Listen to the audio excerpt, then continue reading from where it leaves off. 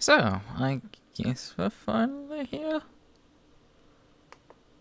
Finally. God, I've delayed myself for 20 minutes already. Alright, let's get to the show on the road. Final race of the season. I guarantee Loic isn't here anymore. He just wants to give me his thoughts prior to the race starting. And I've lost my overlay again. We're gonna fix that. Oh well. We know now what is going on, so it's just a simple case of you open OVR, you open down here, you kill OVR2 kits, you select it back in Steam. In the meantime, we can also just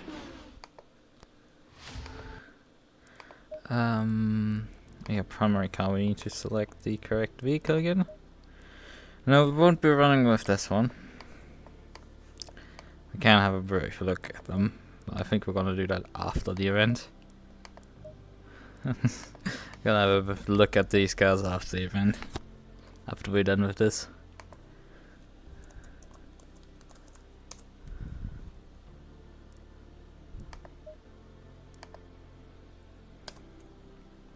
Oh wait, that's wrong. Also, this is the... I think that's gonna... Yep, that made the passport work. So... Right, 8 minutes remaining on the clock. Mercedes is currently the fastest guy. Driving a Porsche. Saurus is here with an Alpine. What lap times are they doing right now? Oh no, not are those. 33, that's not slow, I think. My memory is anything to go by. Brands Hatch. I need to probably trim a bit more stability into a Brands Hatch setup than what was previously in it, because you know they destabilized the car a bit. You one click more rear wing, although I don't feel like I'm gonna need that. It's 33 degrees track temp, Jesus. Considering how overcast it is, that's quite a lot.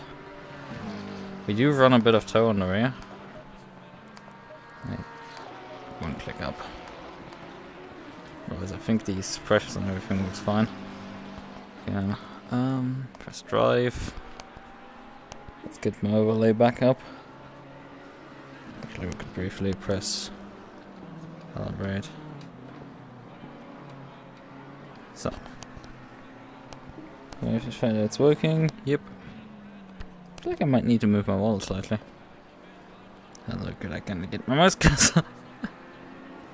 Oh, it can't move that far, come on. Come on! You piece of garbage. It shouldn't be that hard to move a mouse cursor from one screen to the other. Why are you struggling to make the transition? Oh, because you got stuck in ACC, right? Okay, fine. Good, I helped you out of it. I think this direction is what I wanted to move slightly. I don't know.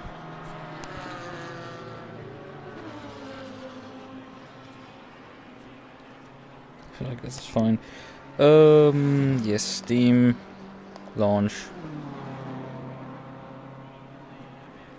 Launch the OVR toolkit again. Also, just briefly calibrated for me again, due to the launch. Yep.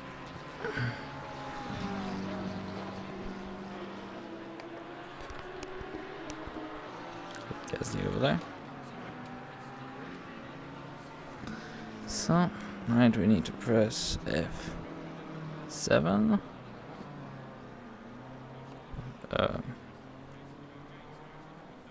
Yeah. Press 1 again, so I get the correct perspective. How much fuel do I have in there? 55 liters. So not race fuel yet, I think we need a bit more for that.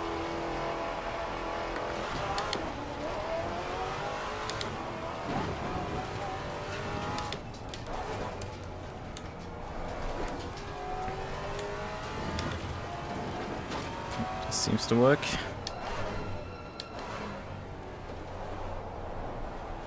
Still don't have my left glove fully on. Oh.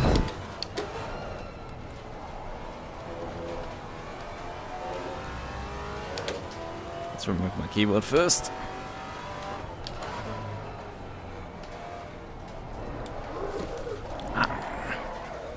That's the slight problem of driving one-handed with... I grabbed into the middle of the wheel. With an open wheel around that doesn't work. Luckily nobody came there. So, fit the glove again. Car on the right. Clear on the right.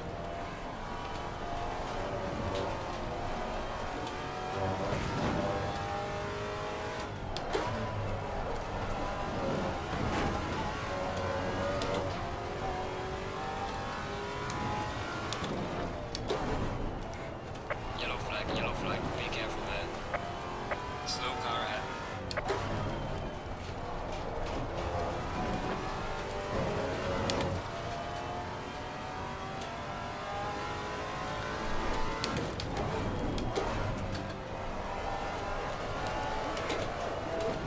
How much oversteer this thing produces? Jesus Christ. You can go by, I don't care. Clear on the right. I don't need a cough now. Yellow flag in sector 3.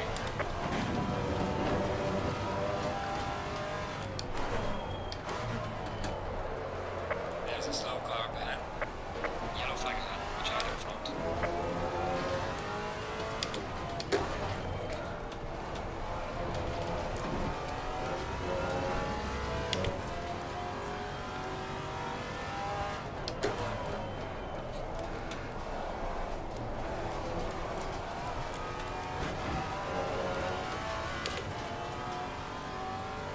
Let's see what we can do here. I seem to be getting up to pressure now. Although it might be even high pressured. Oh, why do I get the feeling in my throat to cough? Come on, buddy. We don't need to do this.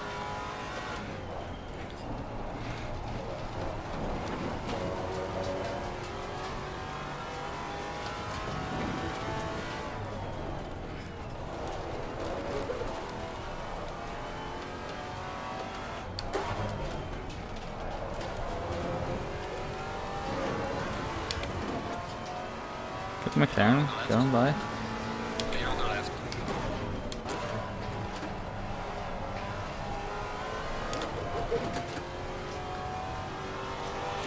Not like I could do anything else there in this situation.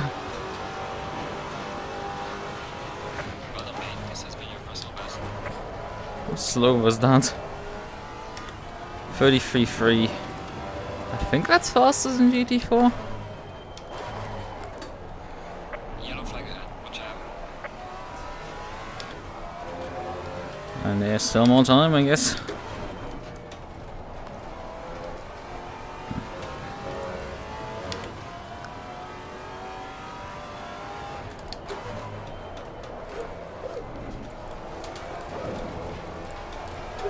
Jesus!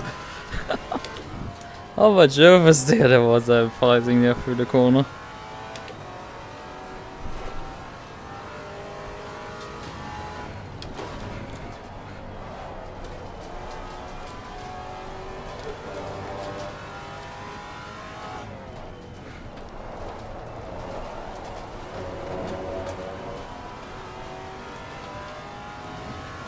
Car on the right.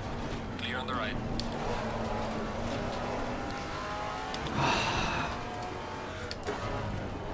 Not too sure, but that I feel like that guy could have committed a bit more to the corner. Made it both of our lives much easier. Yeah, how much I have to fight this car to just keep it going straight is insane at this point. They truly just ruined this car. It is so difficult to keep straight at this.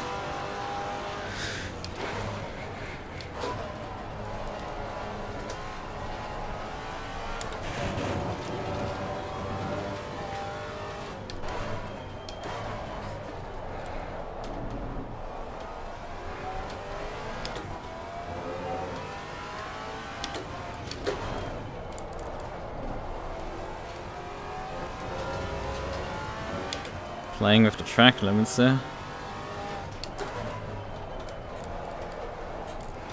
Well, we're not checkered yet, we can drive another lap. What's fuel consumption? 1.8 liters roughly, it says.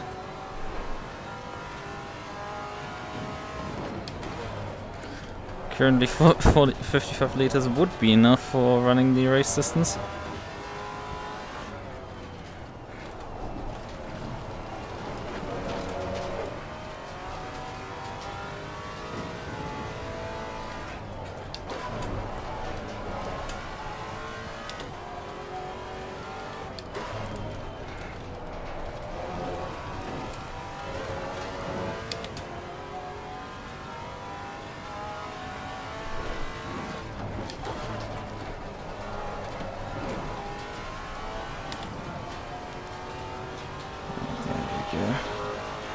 That's more like it. And I immediately caused the session to reset. Give it all you can. Right, so Qualy is a go.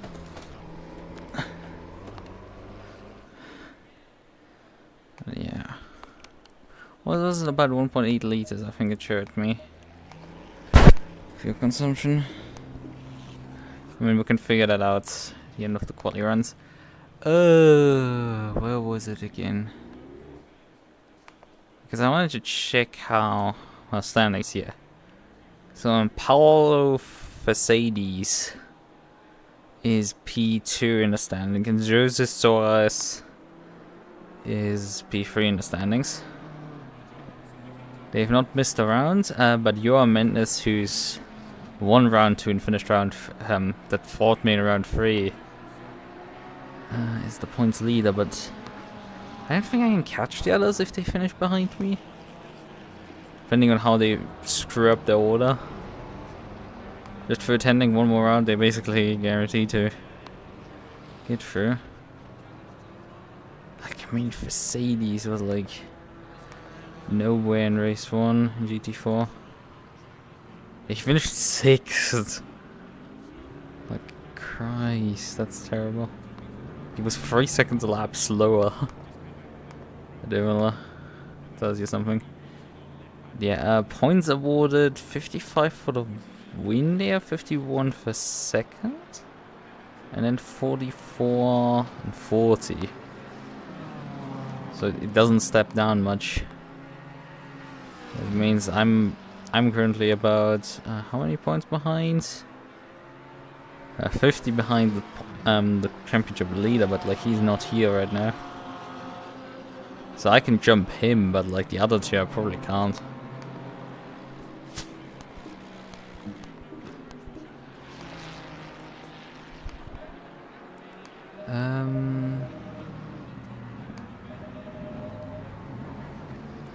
Well, we did last time around also stand back our fuel load. So let's bring 60 liters. Because that should be roughly what we need to run in terms of fuel.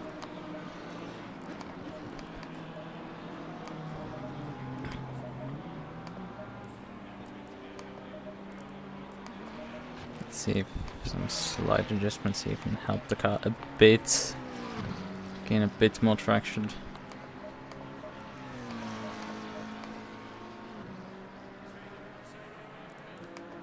It has got a bit high on pressure, but that should be fine then.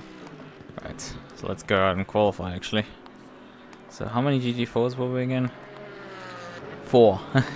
And we have Conclave as well in there. But that's it.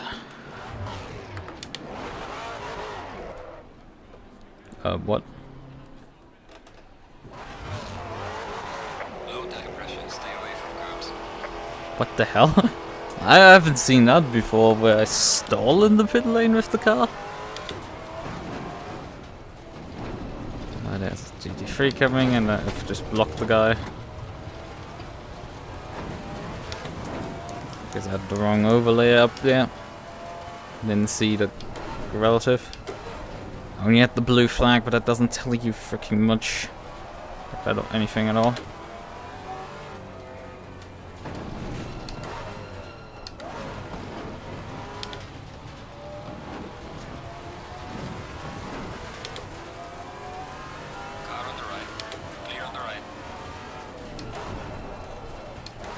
Despite that being a relatively small grid considering the sign-up numbers.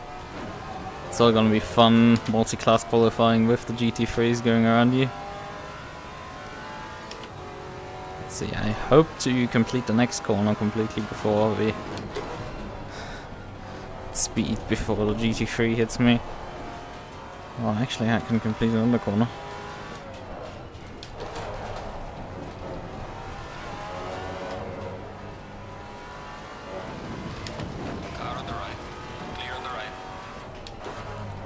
Like, it's literally faster for me to slow down to just let you by instead of trying to grab for the indicator. You figure out that I'm slowing down to let you by. And where I'm going.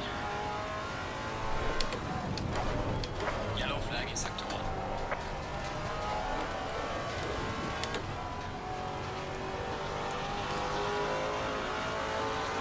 Yellow flag, be careful there.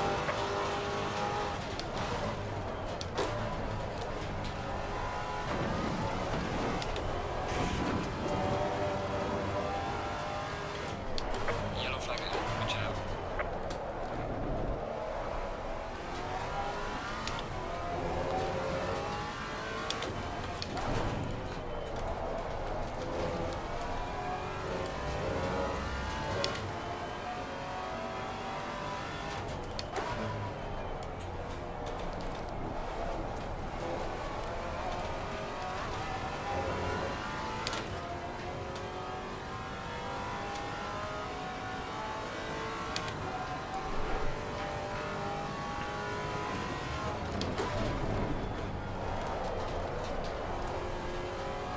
Understood here.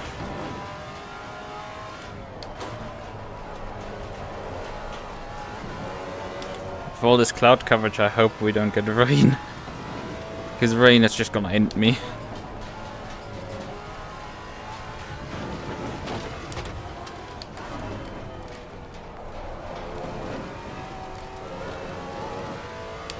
That was not good.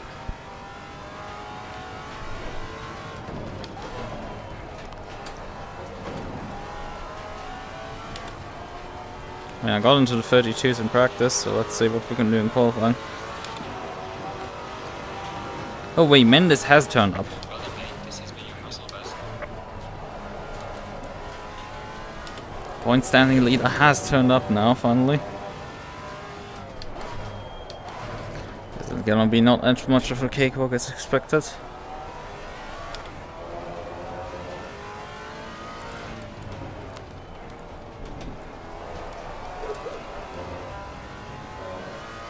Yellow flag in sector 2.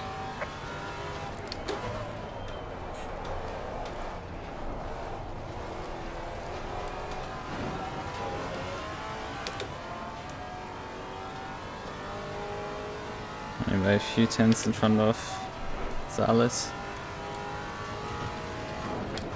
Definitely need that 32 now.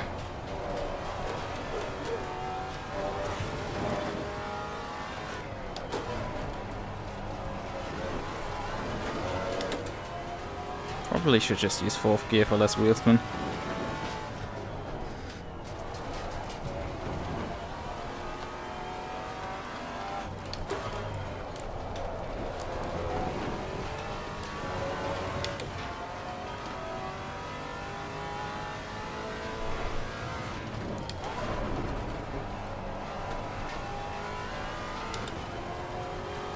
Sometimes when you turn it into certain corners, it still feels like it did back in the day.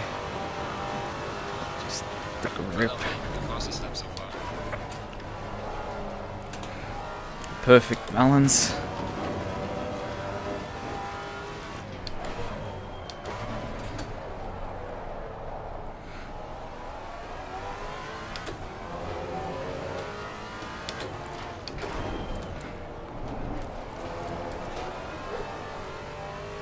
Yellow flag in sector 3.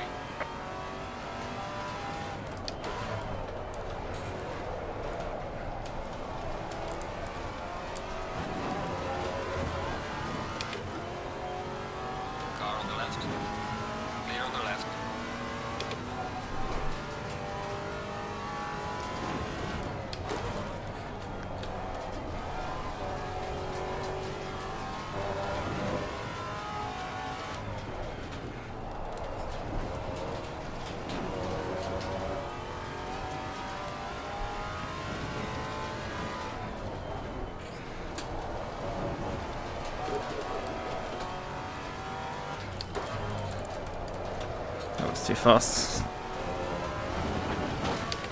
Threw all the time away there. There's a slow car behind.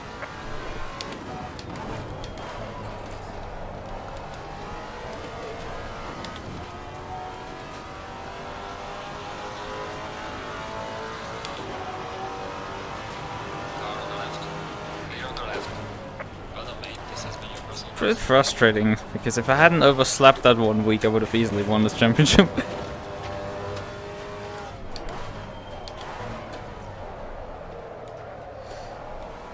I don't know. This is fine. Did Menendez beat me, or did another GT3 qualify? Nope. I'm currently untouched. I think Menendez doesn't even have a lap in yet. Oh yeah, he has. But not particularly fast.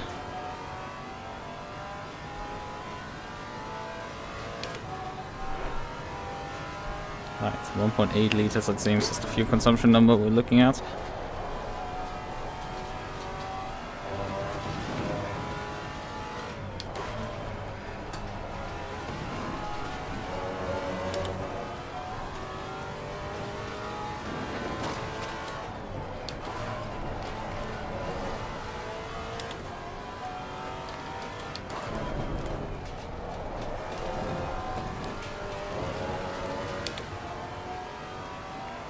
There's still time in the lap. We're actually getting relatively close to what I was capable back in the day. But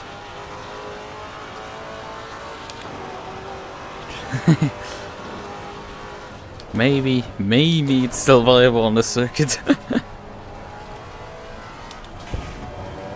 What makes it even better? But to go out on it.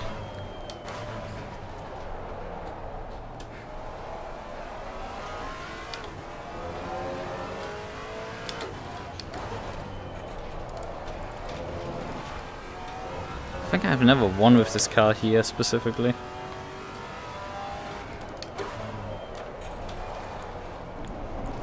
In the unit series it was rained out, so it didn't work for me.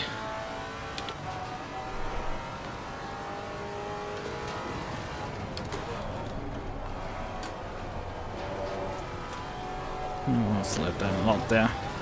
Lost all the time.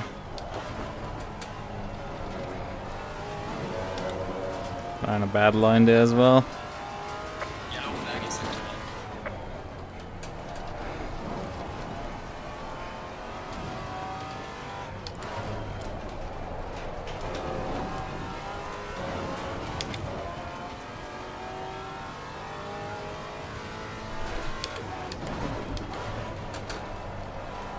Yellow flag ahead. Be careful.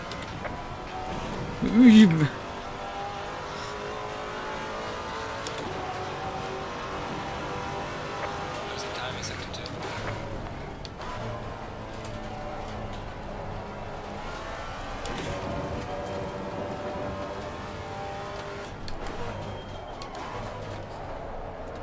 I think 55 liters would technically be enough in fuel to get to the end. Bruh, I'm sorry, but you need to abandon your lap. So, yeah, there's Menendez coming. I was asking myself, how far is he gonna stay back? Because he was like 2 seconds slower than me. Oh no, he's only 7 tenths. Car on the That's left. more reasonable. Clear on the left. Still gonna go quite a lot faster, I think, in the race.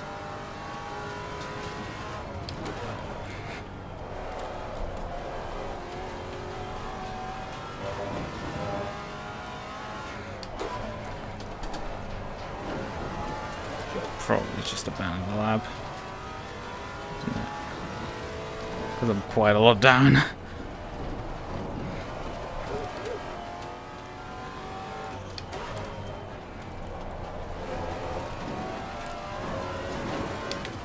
Ah, fuck. Obviously gonna pick the racing line into this Clear on the corner. right.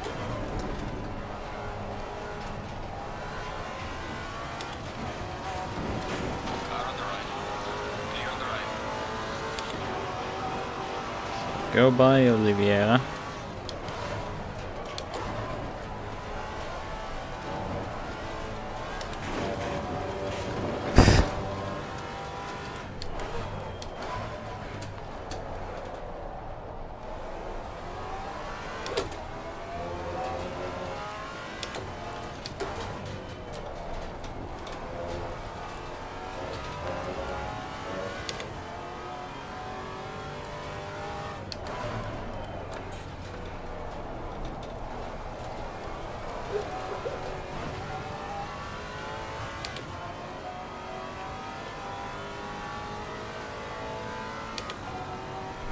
So, last lap.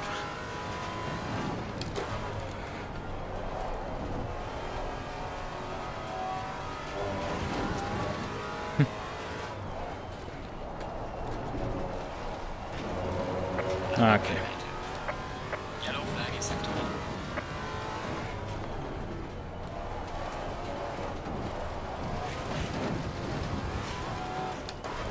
Slow car ahead.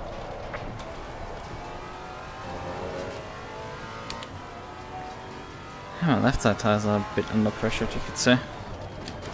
Despite all the corners in that direction. Let's get out of the way of him. Car on the right. Clear on the right. You don't need to slow down right in front of me, please. You weren't even over the line yet. Your left side tire is under pressure there. Right side tire is right where they need to be.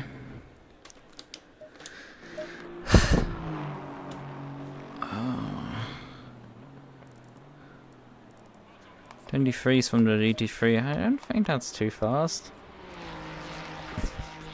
Ooh, how's the camera profile look terrible? Could I kindly check things and not get thrown into the race screen again? Right.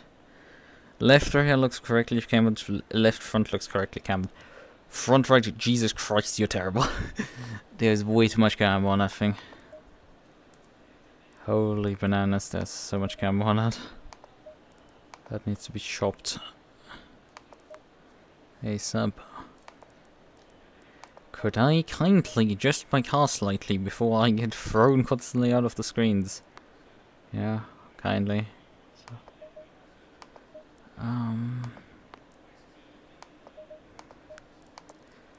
let's reduce pressure by, I think, 2 on the right. Nah, 1. Just 1. Okay. Slight camber reduction on the front right. Okay. Tires at 3. We go down to... Well, I think we keep it at the classic 62 liters. I think that's all should do it now. Brands hatch 2. You could call it final also. How were his sector times actually in qualifying? He was slower than me for nearly 3/10 in for sector 1. He was 3/10 down in sector 2 and then another 3/10 down in sector 3. His fastest lap had also the fastest sectors. For me this wasn't quite the case. My first sector was actually slower. Which isn't so surprising, I was actually seeing that constantly while driving. So yeah, go figure.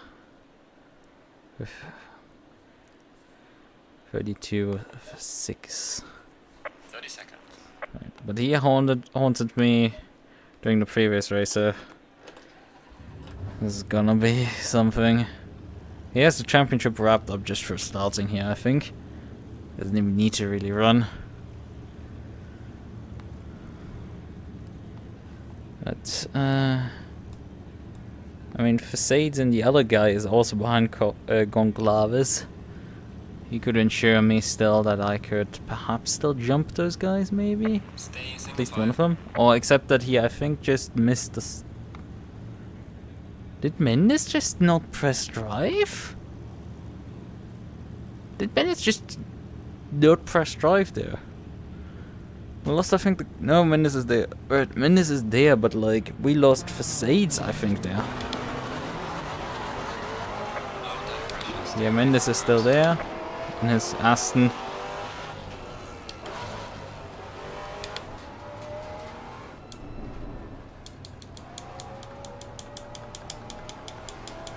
Hammer's brake bias backwards.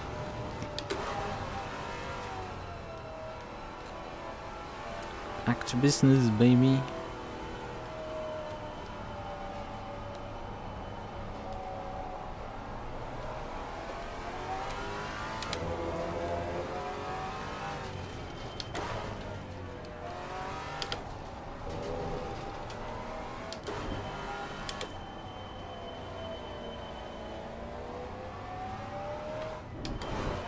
Obviously the challenge is just to survive turn 1 here. It's GT4s. Well, not really, just turn 1. Turn 1 is the easy part, kind of. The aftermath out of turn 1, and turn 2, and then turn 3. And once you then heading into the hairpin, well, more or less, if you head onto this straight, then you should be fine at that point, more or less. The dangers of the start of this on this track have been gone, but like, you still have to deal with, well, all the dangers this track generally provides. It is sort of the Nordschleife of Great Britain. Not much runoff. Well, well, for the entire list, not much track width, not much runoff. That's straight up grass and goes into a wall. More gravel there, but it's like the best you can get. Oh, it just goes through you guys. You muppets.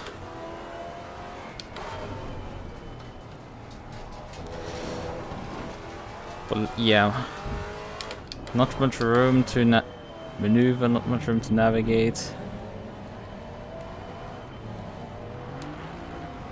And a lot of high-speed corners as well, which the Nordschleife has also. Of high-speed sections, high-speed bends. I'll make or break. And you have a more compact version of the Nordschleife right here.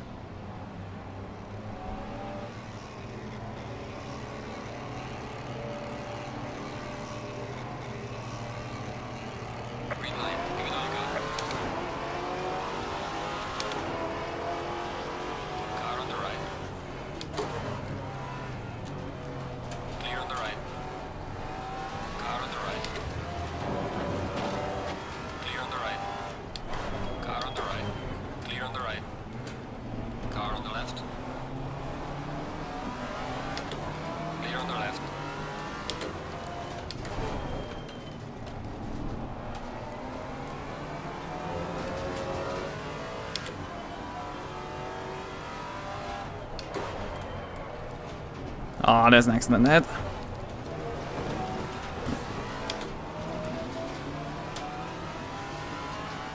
Oh, Mendes slowed down a lot more than me there. Just dropped the position. Ooh, this the entire marker board just got murdered there.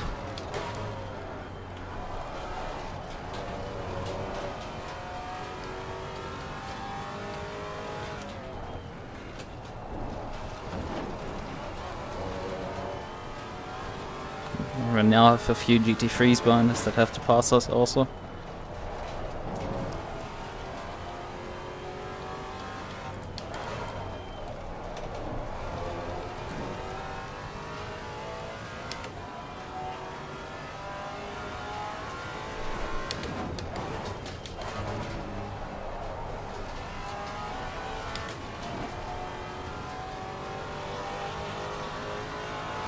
Oh man, sorry, this is gonna cost him a lot of time there.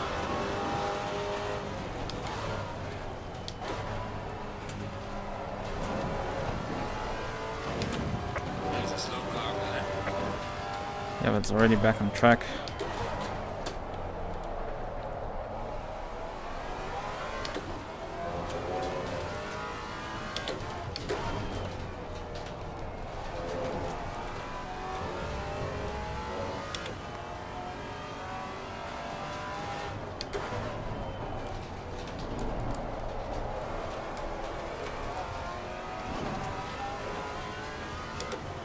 Oh yeah, Saris and Gonclavis have gone by him.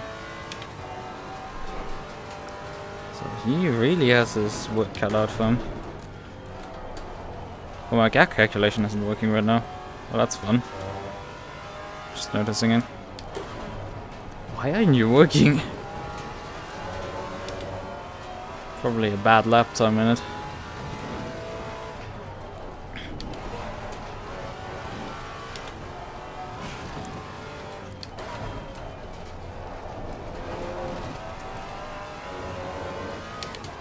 Well, the first flyer should fix it.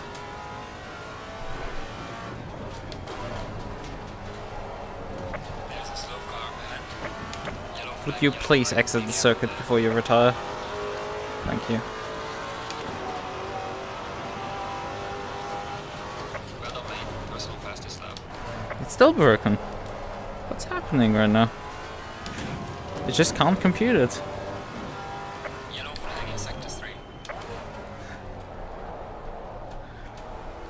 You've usually been so reliable. Why are you now jamming? But yeah, I'm pretty sure it got, for some reason, a 0-second lap in, and that's just utterly destroying the calculator.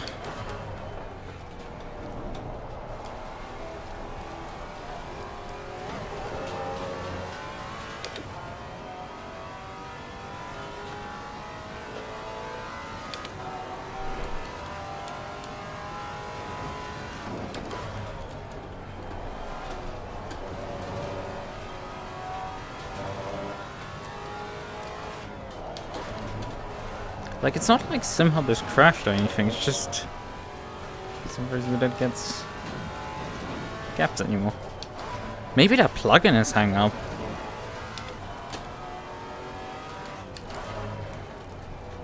No, the plugin is also working.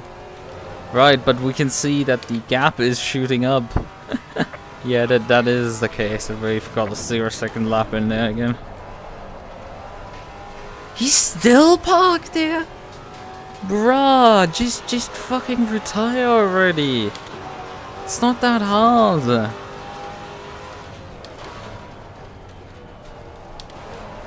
Yeah, I think me crossing the line at the end of practice jammed it. Sector 3.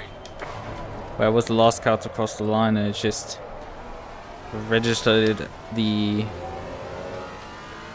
last lap as a 0-second lap and has no samples in it or anything, and it's just, it keeps validating it for some reason.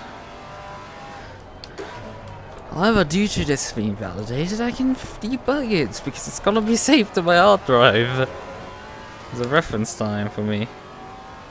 Yay. Also, Saurus has disposed Conclavis.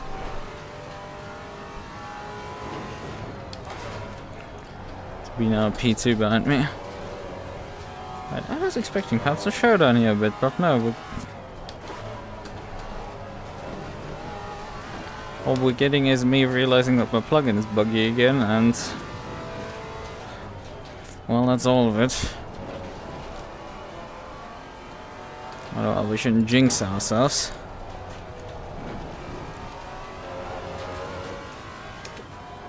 It's a long race though. This track is utterly unrelentless, as demonstrated by Saurus behind me, who's just dropped 2 positions. And this up to P3. Again, it doesn't matter. Well done, mate. The fastest lap so far. As long as he scores, he outscores me. Because these guys use a massive point system despite not being that much attendance to really justify handing out so many points so far down.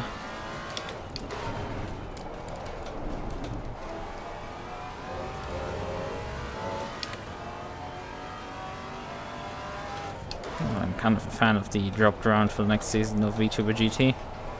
I have formally submitted a request to sign up for the next season.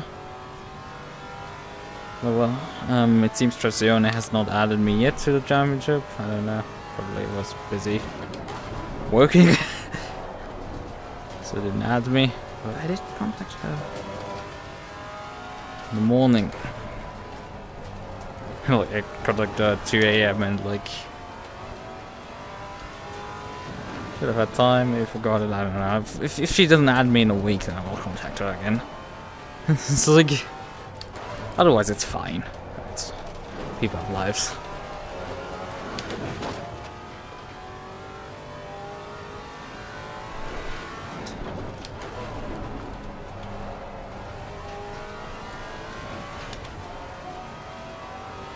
Mendes is also up to P2 now.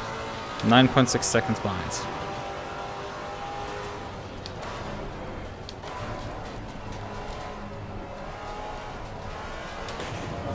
I'm not quite as fast as I was in qualifying. Rear left is a bit high pressure.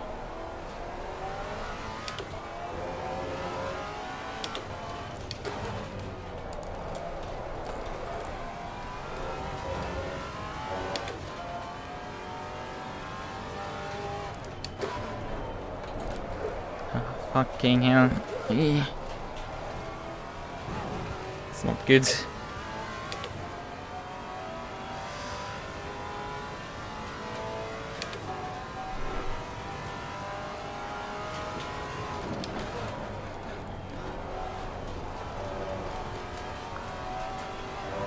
Might not be possible to overtake really on this circuit, but you know, it's at least possible to catch up to people. Like, driver ratio without making a mistake, frankly, is quite a challenge.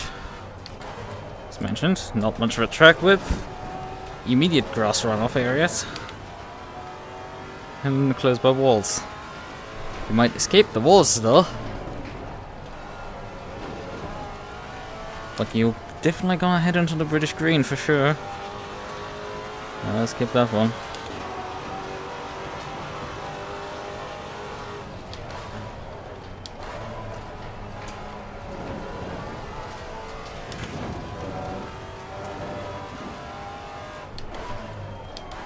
I missed. Wanted to see what his lap time was. 33.2. Not much faster than me. Single tenth. That wasn't a particularly good lap for me either. He's probably gonna pick up the pace. Though he was also in the 32s in qualifying. So he can do more than this. As long as he didn't take any battle damage.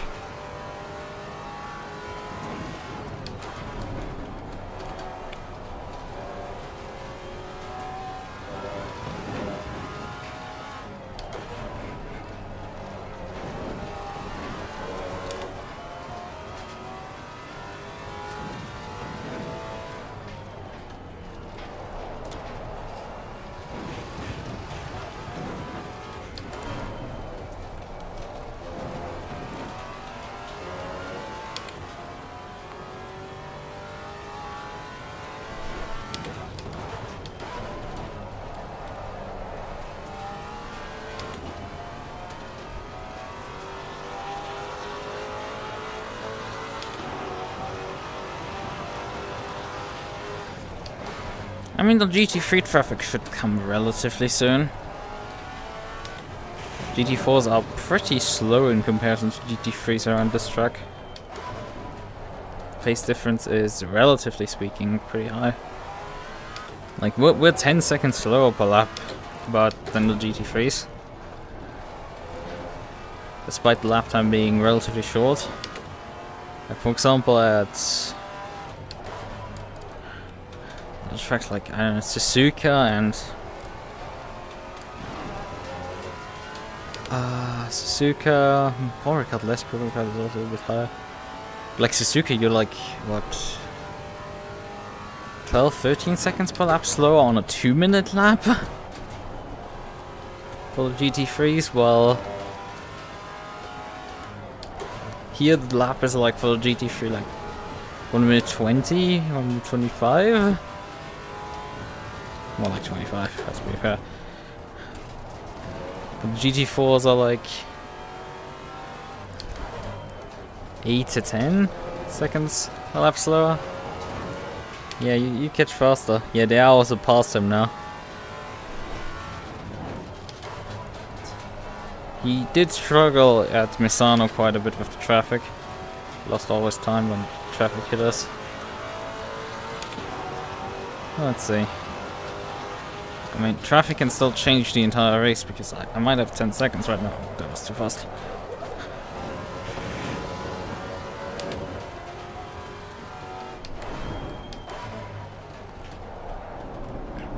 But if I get taken out by a GT3 driver, I can change the whole complexion of the race in an instant.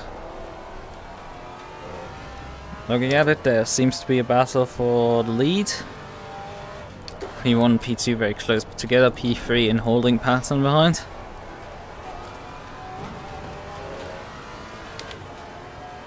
Let's see, they will probably catch me towards the end of the lap.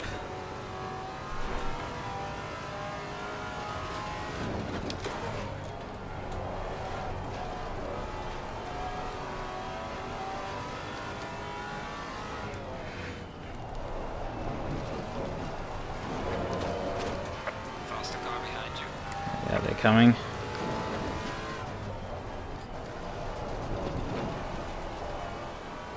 Still have a few meters. Okay, somebody take the braking marking out. Get to the left and just let them go. Car on the right. Clear on the right. No, you're not getting by there. Faster car coming behind you. Car on Go the right. inside. Clear on the right.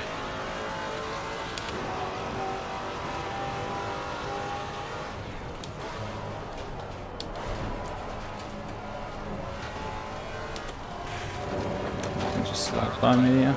Clear on the right. Ooh, come on, dude. Give me a bit more room there.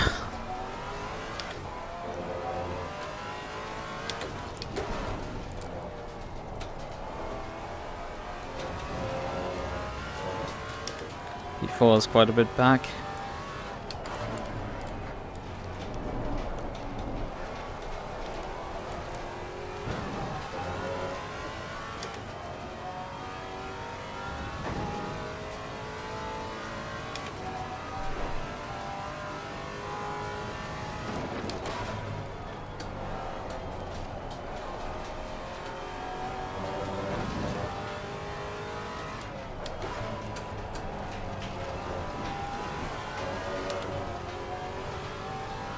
I don't even know where there's pace on this lap. I mean, I'm slower than what I was doing in qualifying with the same fuel load, so you would expect somewhere to lose time. Well, I just can't find any. Actually, I found a bit in turn 1, but like not much.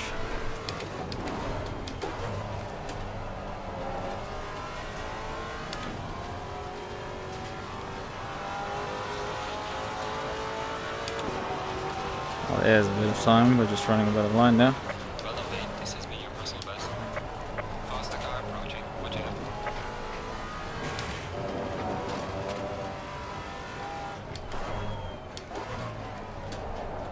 Oh, that's a weird line I'm running now.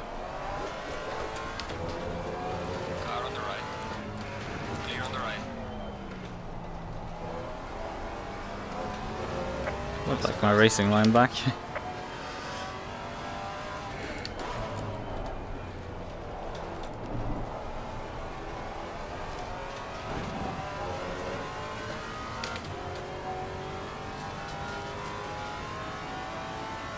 Car on the right. Clear on the right. Faster car behind you. Car on the right. Clear on the right. Oh, Mendes is complaining about someone.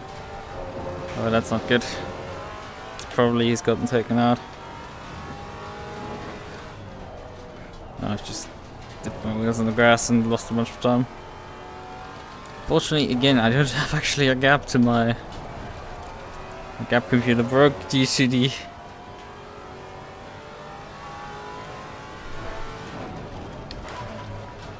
seems sore as is now. The man behind me.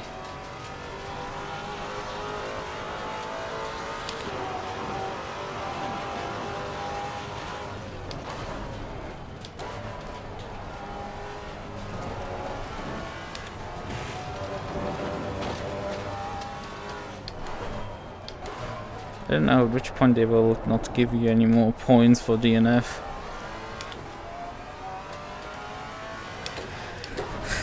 It's an interesting question that I do not know the answer of. Apparently.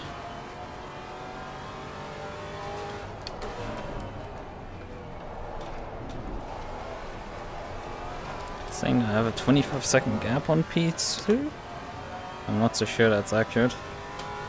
Let's see.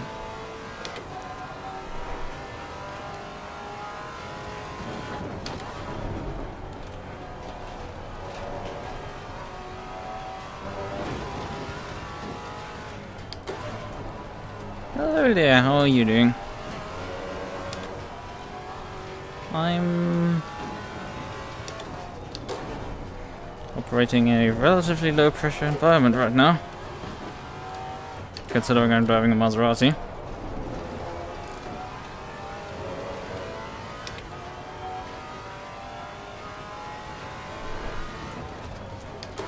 Actually, could you tell me what the... Oh, no, I've just seen it. Yep, it is 26 seconds, the gap to P2 in class. Because my dashboard's gap computer broke. It uses one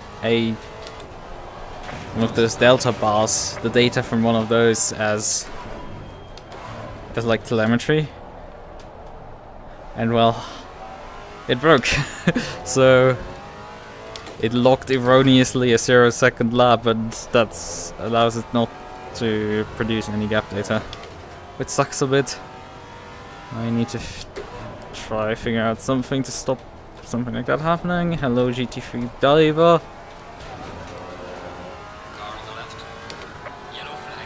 Oh, hello. Could you kindly give me a bit more room? Thank you.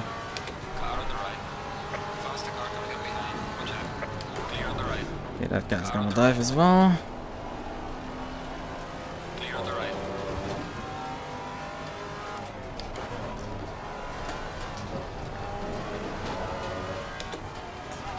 I mean, considering how long I've been using this specific algorithm, and this is the first time this has happened, it's, I would say, rare enough that this is fine.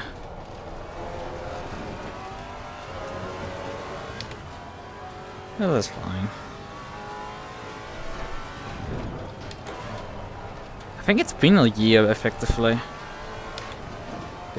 I don't know where you would find the posts of it, because I have written on the Iris Discord about it beforehand, about this plugin. There's a similar plugin that I wrote, that specifically you could record, you can obviously record your lap time, your delta, right? But you could just export it and then send it to someone else, and they can import it as a target. So you can use the delta of your teammate to practice against and see where you're losing time in real time, which is neat. But then again, I don't use my own delta stuff too much, besides using it to calculate gaps at a stupid precision, because you know, when you know how long it would take you to get to a certain point in a lap and how long it would take you to get to the next point precisely, yeah, you get very precise gaps that way. Like, incredible precision there.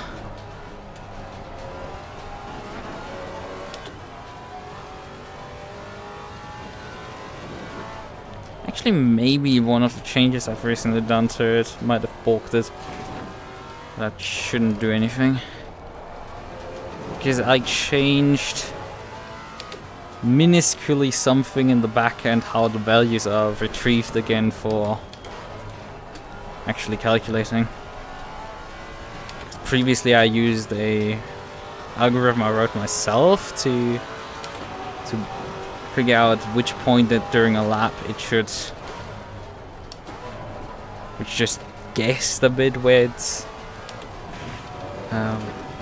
because you have a list of like you have a list with how far the car's into a lap and the time at that point, right? And when you want to know how long it would take to get to a certain point in the lap, well, you need to retrieve that point, but you don't know where the point is in the list. You can guess based on how long the list is and how long a lap is, but you then need to still get to that point. We are at the halfway mark, still a way to go. That takes a hot minute. And I switched over to a pre-built library for that, because I didn't even know when I wrote it that something existed for that. still the build process and everything works the same, and I'm pretty sure what broke it was that I got one erroneous lap that just is 0 seconds long and broke everything.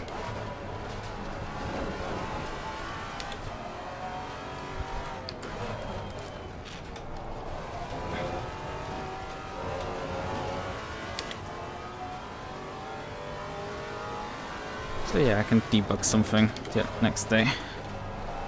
Well, tomorrow I'm racing GT3 obviously, so that's gonna be something. I'm actually kind of working also on that plugin that broke, so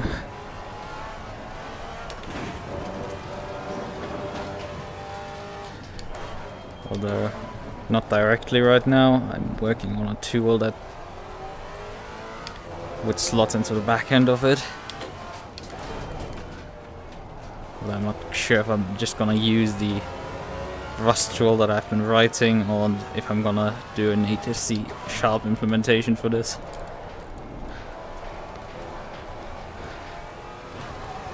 But considering the advantage having already the code base written in Rust and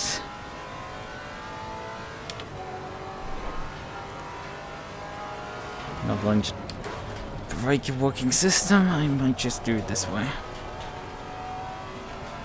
Besides, the file export has to anyway happen separately and probably during PC downtime, so I otherwise don't break people's PCs with it.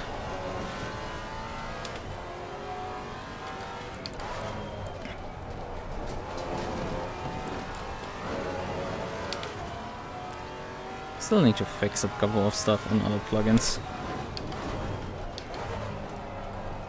Like the SimHub OBS plugin definitely needs to be finally finished. I don't know when I did the last programming stream on it. I wanted to do one on Monday, then didn't do it, and then I've now since got stuck in with my new project.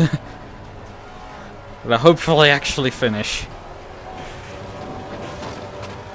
And maybe that will also push finally this specific gap plugin to a version that is actually release.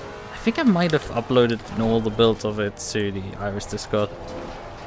But, well, people are like, well, it's SimHub, I can't run that in the background of my Bulgarian PC, so they just don't do it.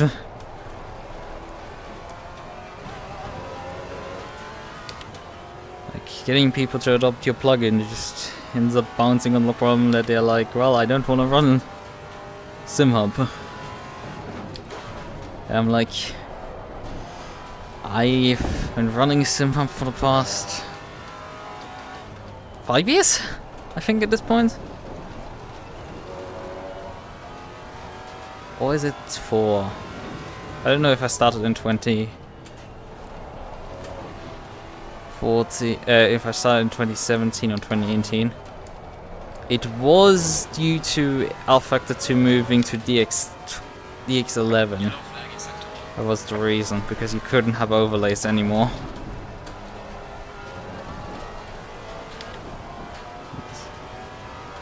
You're racing in tomorrow? Well, it is Trackalicious 6 hours of Nürburgring. You might be familiar. Because we did try to put you in and then pulled you out before we get into trouble. I'm doing it with Jeff. It's all planned out already. I'm doing the starts and qualifying. Gonna hand then the car over to him for 2 stints.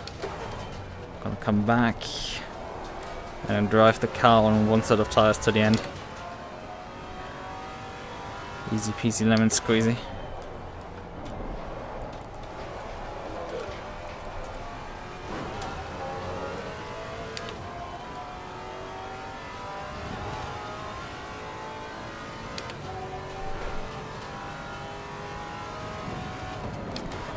I'm starting to get a bit of bad vibes for that event because I've been having a bit too much success recently. I did get a bit of a vibe check this week when I raced at with SOP on Wednesday. Got vibe check there. And just well, A, I got spun, B, the KTM didn't seem to be having any pace, and well, I still got rain and still got a bit up the order before I fucked up and changed tires at the pit stop because I didn't read the rules carefully. So that screwed me up.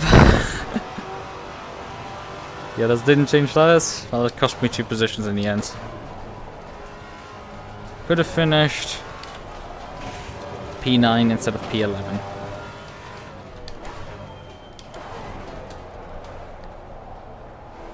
I mean, doesn't sound too bad considering the field strength, but there's also a case of like, I mean, there were 17 starters, I think, roughly in GT4, but also there were only 2 further cars behind me that actually finished the race even. So, you know, it's... I basically finished last and I also got lapped by the race leader. There's Alpine, so... And I would have been even worse off if the rain didn't hit, so that's kind of the fun stuff.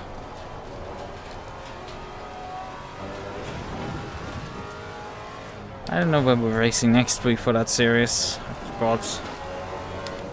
Must have looked it up, but I forgot. Oh, come on. Car on the right. Clear on the right.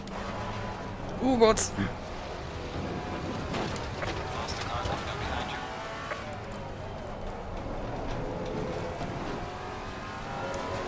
Car on the left. Really not happy about that move. If I hadn't basically thrown myself into the grass, he would have. I would have had an accident there.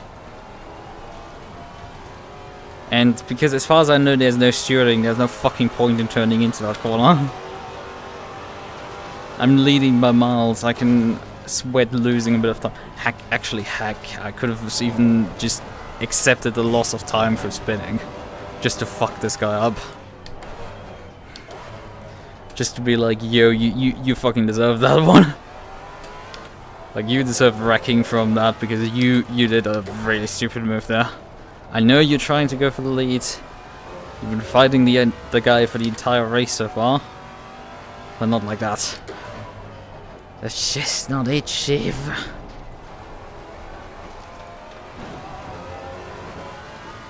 You can't dive on that corner. It just doesn't work. Well, if he does it with another GT4, he's gonna crash. So, whatever.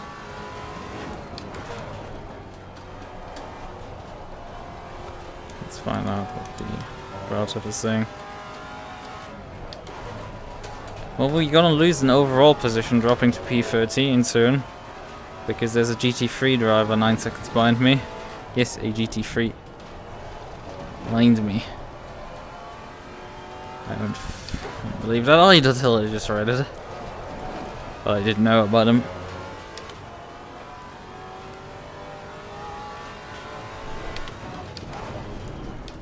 Because I think there were like 16 GT3s that qualified in front of me. I don't think anybody qualified behind me of them. And we've already lost quite a few.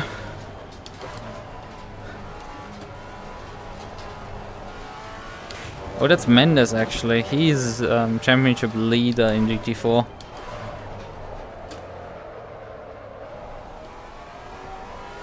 It really sucks that I like missed one of the rounds in this championship due to just oversleeping it. Because otherwise I would have easily won the championship over Mendes. In every race that I attended, I've beaten them. Although Misano was sheer determination more than like skill, frankly. Well, I think the skill was still with me, it's just the car was too slow.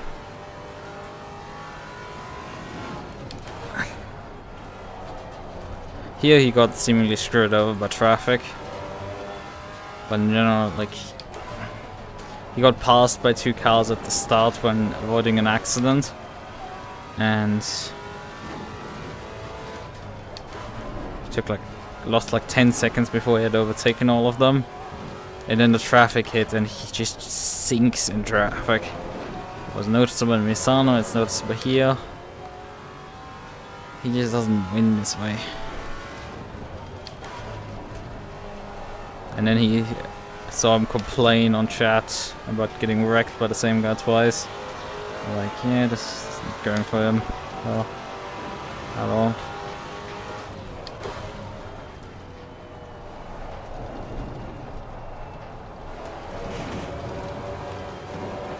Does have gets a downshift. Clear on the right. Faster car behind you. Right. That was the guy for position.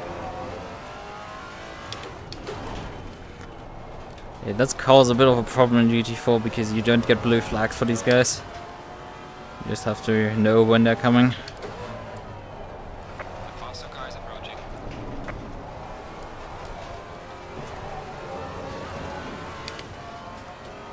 In real life they would show the blue flag actually to you as GT4. Even when it is full position.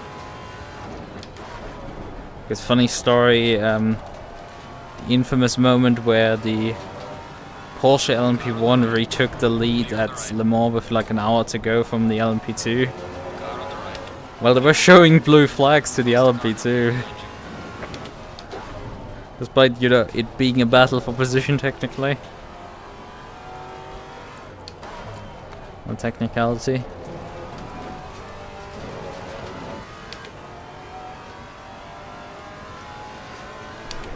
Car on the right. Clear on the right. And that year where every LMP1 car decided to break down. It's truly hilarious how that happens.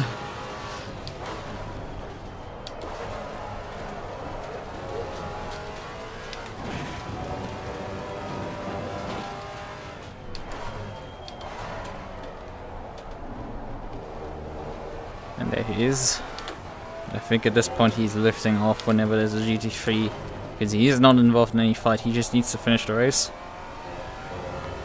Because he's about, I think, just under 30 points ahead of P2 in the championship standings. Top 3 all have attended all 3 races. I'm the first one who doesn't. So then all 3 races up until this point. And all 4 now. Faster car is Because approaching. all 3 are here.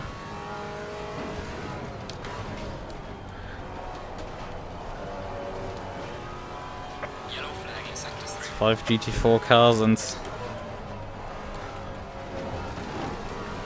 4 of which are the top 400 standings. So that tells a bit of a story. Granted, it is actually decent attendance considering there's only 7 GT4 signed up. But there's 35 GT3 signed up. Like, GT3 is fully booked, but not a lot of people actually Clear on the attending. right. Car on the right. Clear on the right.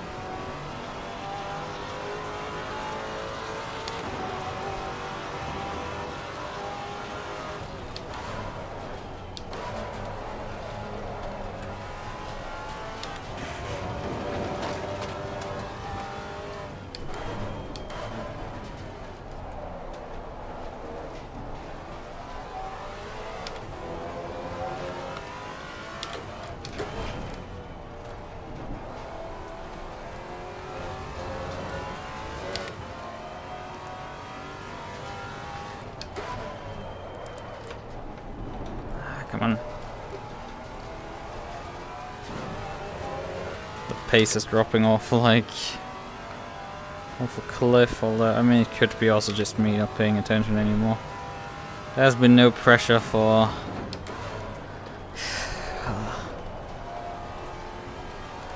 20 minutes at minimum. There was very low pressure for the first 15 minutes and then it was just gone when he dropped off.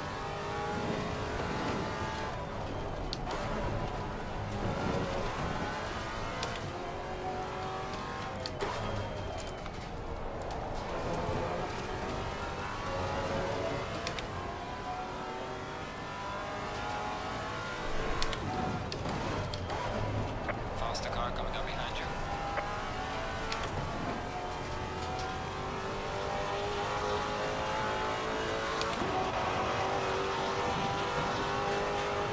Bruh, I'm lapping the same lap times as him. Like, down at I was 2,000th of a second slower than him. Car on the right.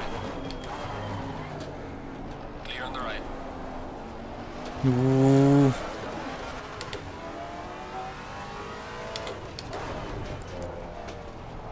That MUQU just didn't find the throttle. And I just did not want to run in the back of him. Well, he's really getting out of the way of those GT4s. Because that MUQU was nowhere to diving him.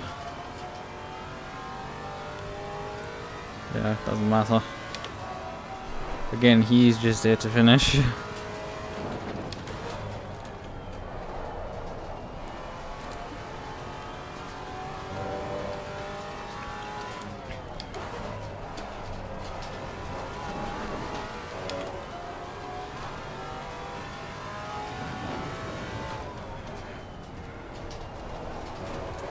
Faster car behind you.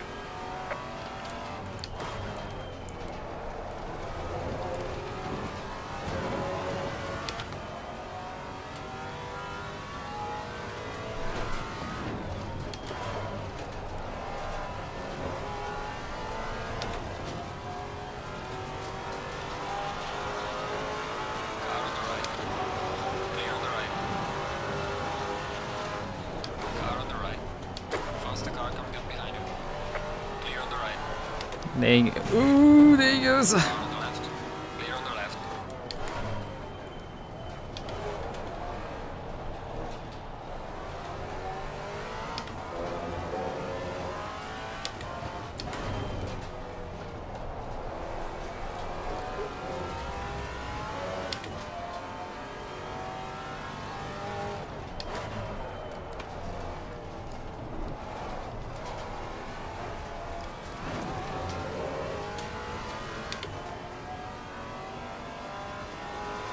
Oh, he lost a lot more time now.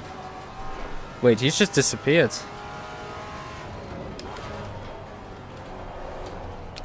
Don't tell me he gets disconnected now. Oh. Like he's just here to get classified. I hope for him that he just gets classified at least. Because I don't think I would win the championship right now if he doesn't finish us. Because the others score too many points.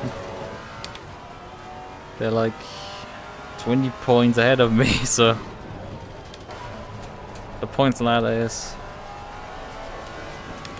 pretty damn aggressive downwards. Like, it's not particularly aggressive downwards. You get 55 points for winning, but there's an extra 2 points maybe for pole and 1 point for fastest lap, I think. That's it.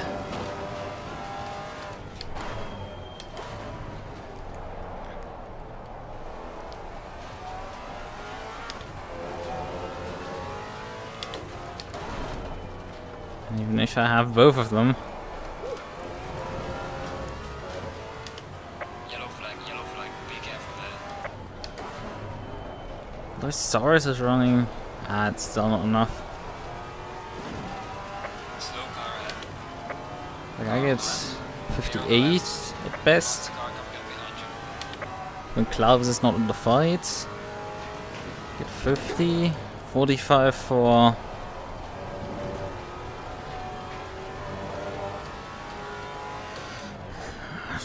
for Saurus, who is I think only like 3 points or so ahead of me, so I jump him.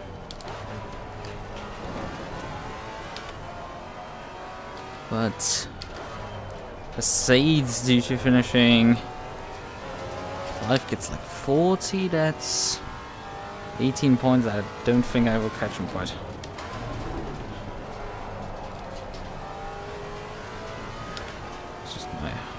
Back to the napkin math here, but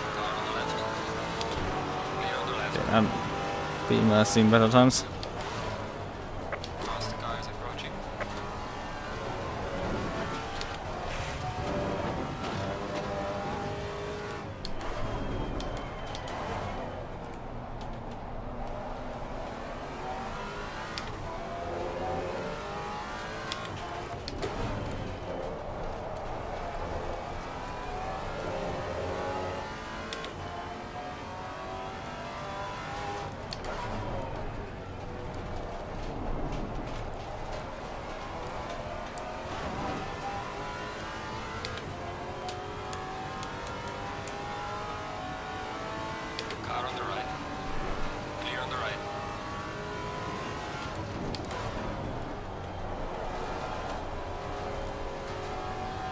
I think this is a fight technically for position in front of me. But he was taking it very easy passing me.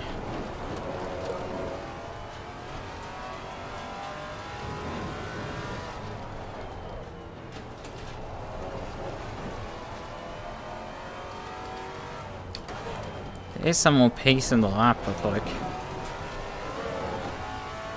tires just won't do it in the end. And fresh tires I can't afford. Pit stop takes too long. Basically, I just want to come up one more time.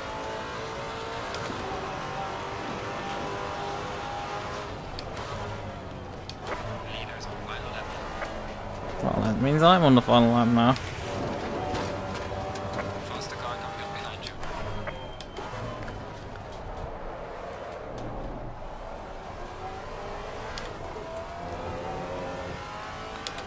He's been having good luck, the race leader, with passing me. He just catches me just in the right spot. Yeah, just go. Car on the left. Clear on the left. And you can argue that was still in the right spot. Faster car is approaching. No problem, mate. No problem. Okay. Maybe suicide or something. Car on the right. Clear on the right.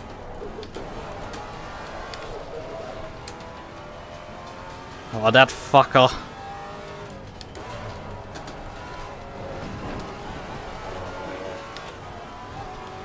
I wasn't quite fast enough in turning in to murder him.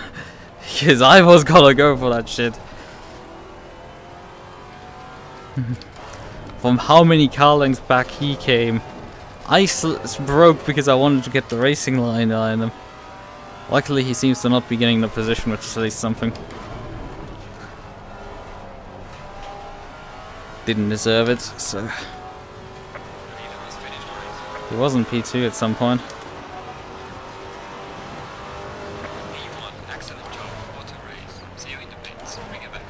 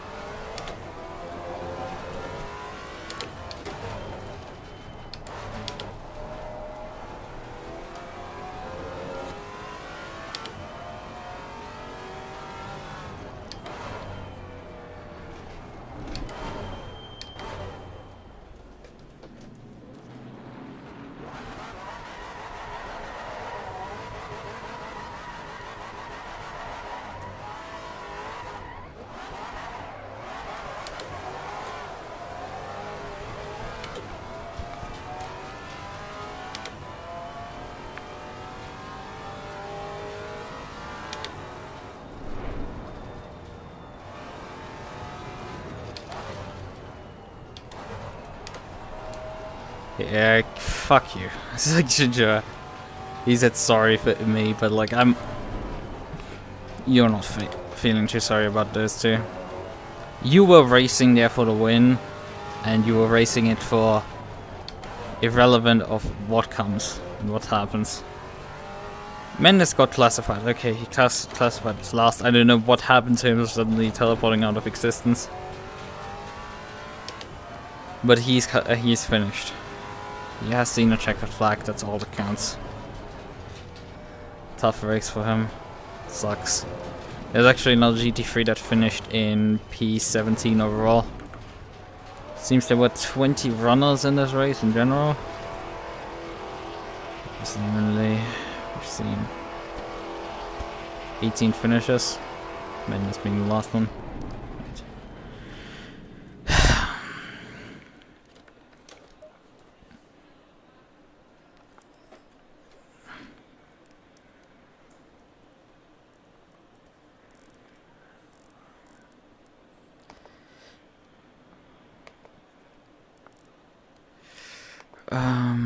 Alright then. Yeah.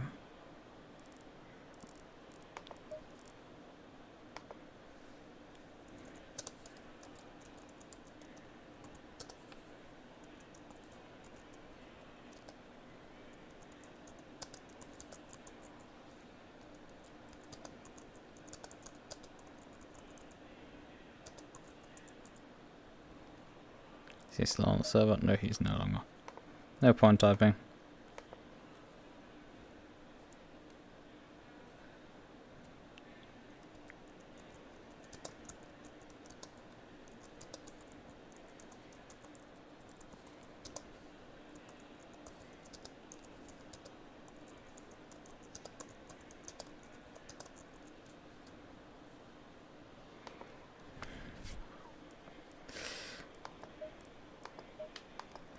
It's like, slapped.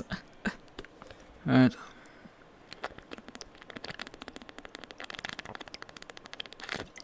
Okay. It was... Oh, we can look at the replay and figure out what happened to everyone. What happened to Mendes? I think it was for Sates who didn't get off the grid here at first. Forgot to rest drive.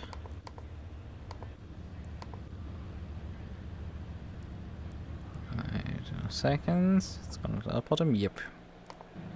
He forgot to put drive in. That sucks for him immediately. That happens.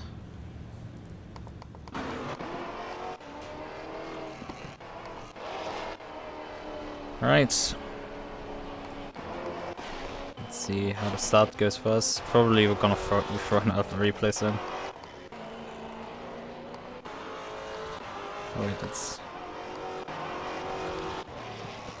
Here's the start.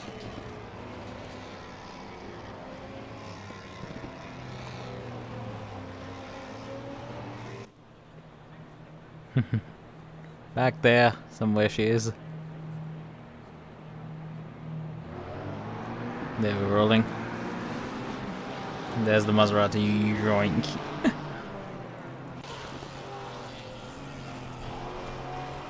Better is very much in the grass there. Going around the outside here. He's sending a lunge off the sentry, but well, he pulled it off still. And he passed 2 cars there. There's the Maserati, I was supposed to say, yeah, we got thrown out. 1 person remaining on the server with me, whose car got fused with mine. And we're gonna finish watching the replay there. And we're gonna have a look at the car again. To close this off. Because in the showroom we can actually look at it better.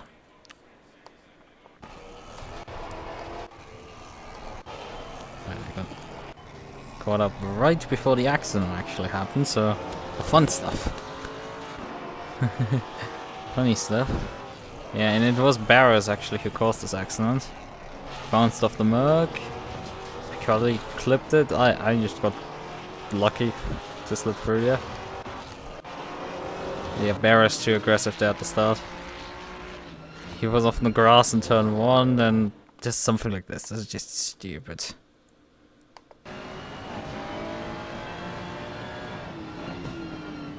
He just yeah, he went back on the throttle to stab on the inside there. Oh, that ruined Mendes' race. Granted, he had no chance basically from behind them. This guy drives forwards and seals the deal, frankly. Problem is Mendes couldn't see anything.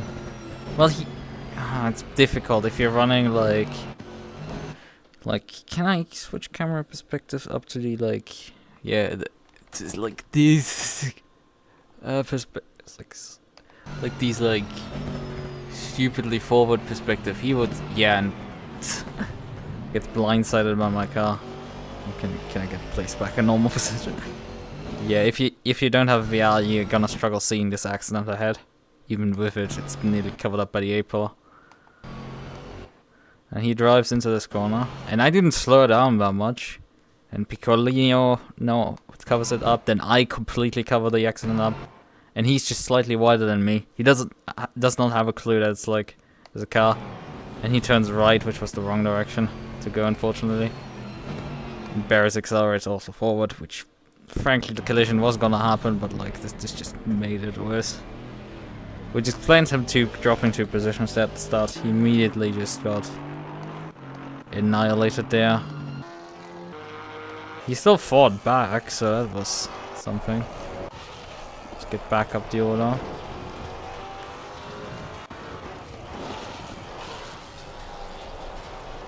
But yeah, that sucks. But from that point onwards, basically, I was gone. There was no fight between me and the rest of the field then.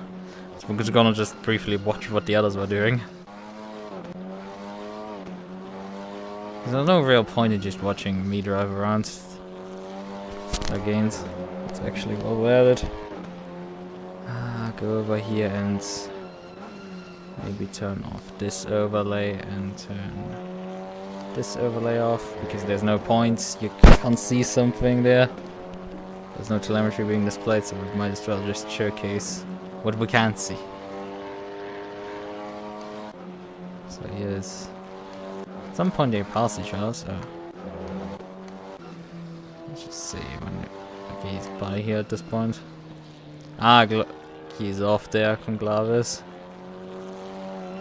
He does in the end finish P2 as far as I remember, right? Yeah, Conclavis classified P2. He named the team of his car Dad. Oh, that's cute. 31 seconds behind. That's also something Marquis just pulled up there. At the end of, I think, lap 1, lap 2 probably, or something. Yeah, he had completed lap 2. Well, he hadn't completed lap 2, he was just about to complete lap 2. It started lap 2, so what happened here?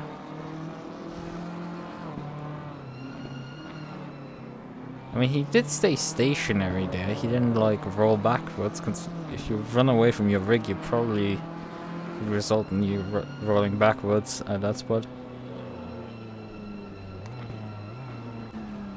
Is he below the engine? No, the engine's running still.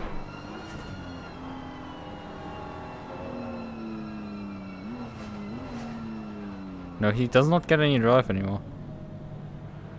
Although it idles, so the engine is not dead. He just doesn't get performance? I don't know. I can't get the overlay to see his inputs. Unfortunately, it doesn't work, but when you're looking at VR, but like, he just didn't get power anymore. And he adjusted something in the car. So he just stood there. Something he adjusted there, I don't know what he did. He's standing still there. Obviously the animation now loops, so that's not him further adjusting. He stays there for a while, and then he teleports out, so at some point he retires finally. I don't know what happened there, that still doesn't make sense to me. Right. So that's... that is like perfect timing, because they just fly off there. So that's Suarez to the position. He then loses it again.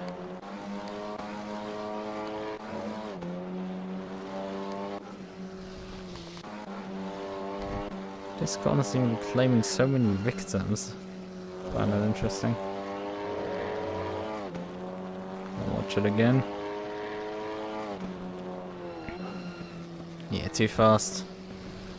He straightens it out, goes to the gravel. Loses 2 positions there. Yeah, just too late on the brakes, way too late.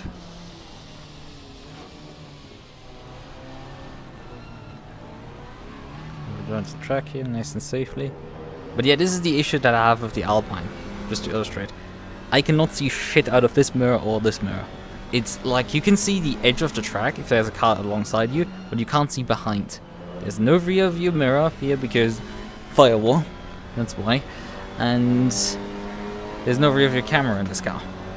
So you can't see shit, and Kunos couldn't be bothered to set the mirrors up correctly. Because the KTM mirrors do point backwards. They work correctly on the KTM. And a lot of... well, most GT3s do have a rear view camera, so they're fine. A lot of GT4s do have, obviously, a massive rear view mirror. That's it. But even here, like the left view mirror, I would say is probably more usable than the. Oh, and there's actually a camera. I just noticed. The Aston actually ships with a camera, or probably doesn't ship with it. It's just in ACC they equip it. Center mirror here is pretty small. You know, the mirrors in the Cayman are small, but they work. They do the job. Alpine here. It's the Ferrari with his iPhone rear view camera. Another Cayman. And this is what we're gonna drive tomorrow. It's a very nice rear view camera there on the right. This one also has a mirror. And you know, in this displays very much similar things, so there's no point really in it. This one has only a mirror. It feels wrong, this mirror, because there is like no mirror frame around the glass, which should be there, but they just didn't model it correctly. Oh, this car retires yet this lap, so that's interesting. Wanna find that out. I don't particularly care about it, but look, we can figure that one out. He's driving one of the, I think, Mad Panda liveries.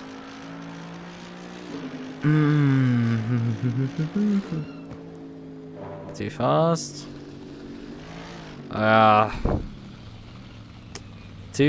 On the grass and feet throttle. Yeah, that's obviously not gonna work. He just retires from that. Yeah. Oh, Porsche, we haven't slipped in the GT3 Porsche yet. That one does not have a rear view camera, but has a rear view mirror on the other hand. But if you would run this with actually things that aren't the way rendered, you would not see much of the rear view of the Porsche, to be honest. Although, yeah, you would see a lot of rear wing, honestly. They shouldn't put a camera in here.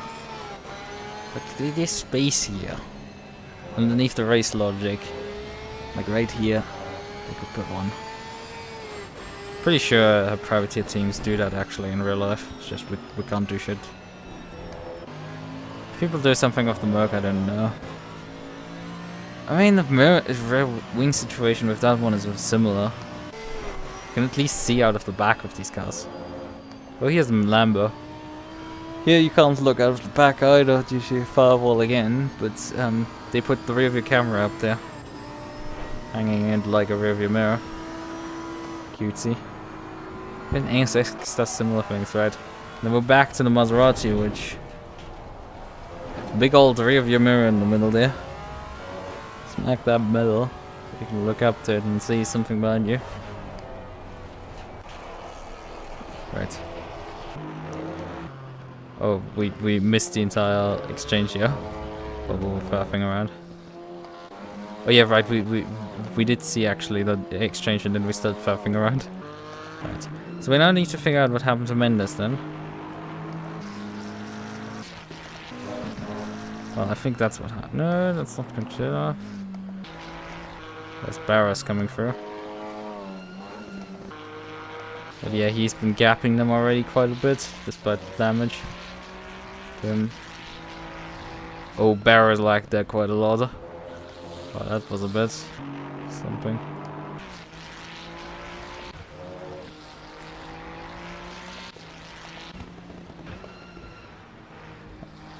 I mean, it could always be technically me because... Oh, he's waiting there to let someone by. So he's getting a lap. Yeah, right, he's getting lapped because these are the race leaders here coming through and he's already getting lapped after his incident early on. He's really getting out of their way right now. So he's not making up really ground on the GT4. But it probably happens on lap. Wait, was there a car there?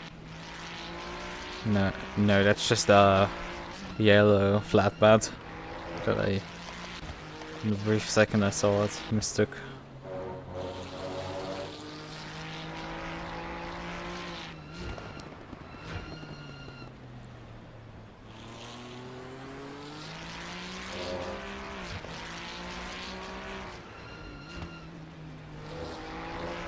It's very unfortunate that these guys just don't have a Discord to organize the events. They just have a Facebook group that like nobody is in. Well, I don't know if anybody's in because I don't have Facebook, so I can't check.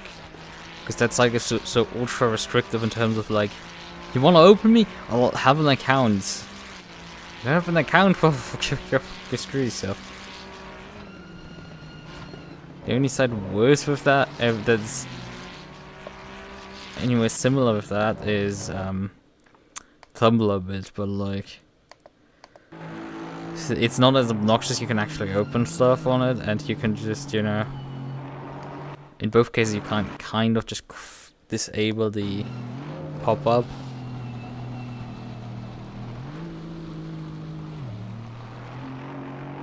He's not happy, obviously, just getting crowded a bit off, but like, it's not too bad, honestly, what he did there. What is he doing right now? Because he's very slow on this lap right now. He got a minor hit in there. Is he gonna come into the pits now?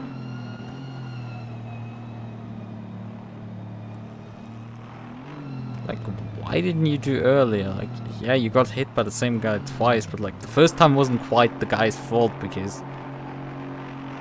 Well, I mean, he caused the accident that caused you to get collected, but like, he was... Despite him accelerating forward, you were fucked anyway. Like, there was just nothing you could do there.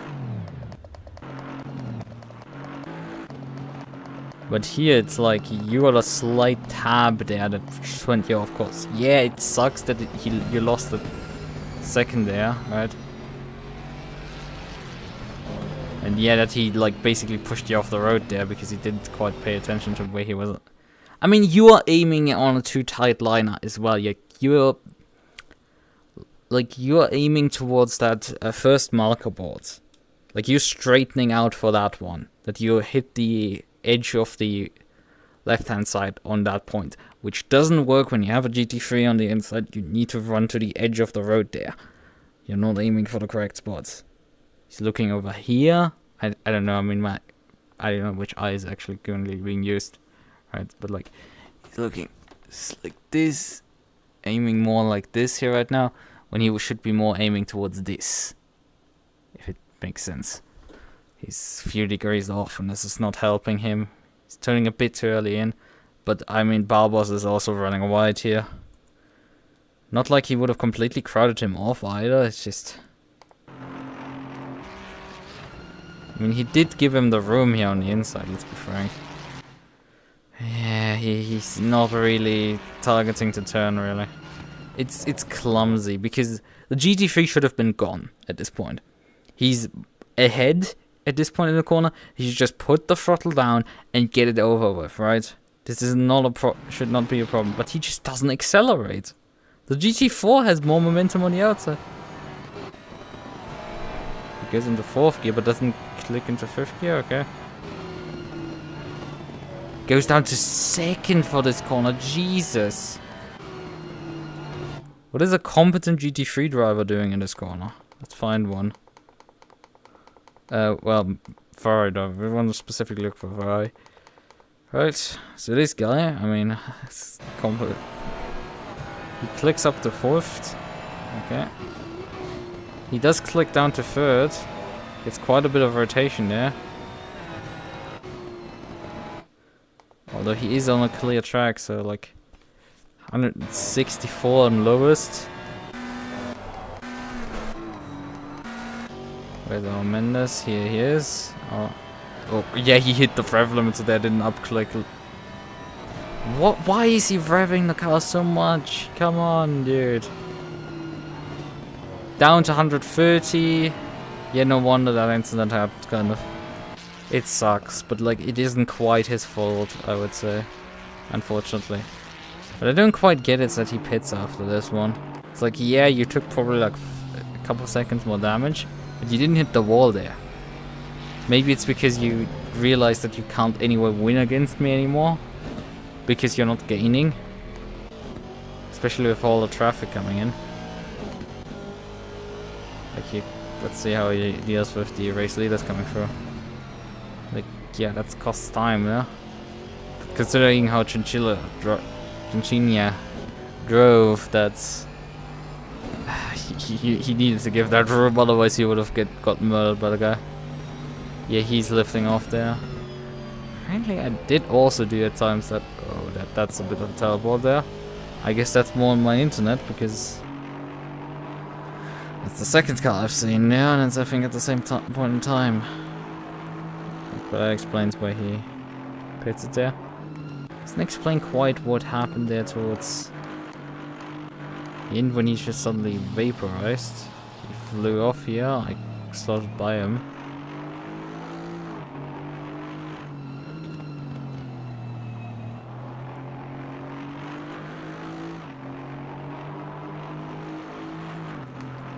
Car should be at this point fixed at least.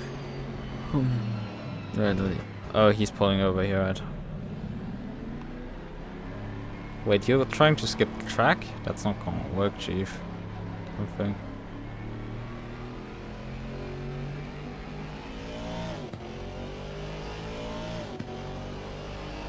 Like, that will just that will result in your lap not being counted, obviously.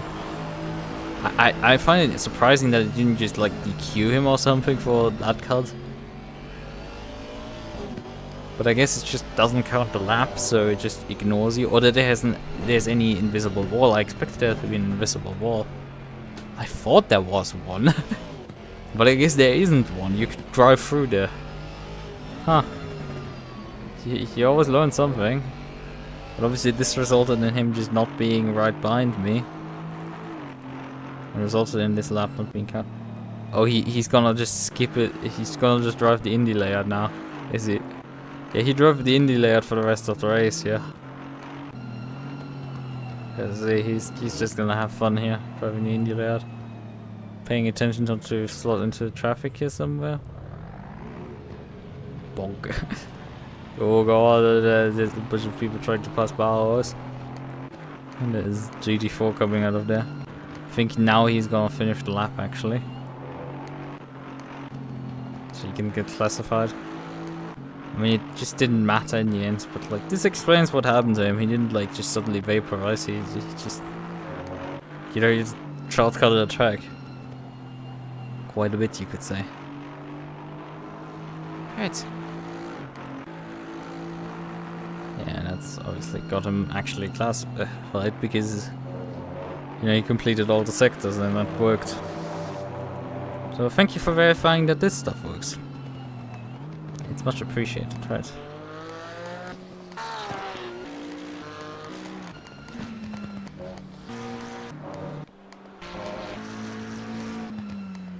Okay, yeah, that's the final lap here.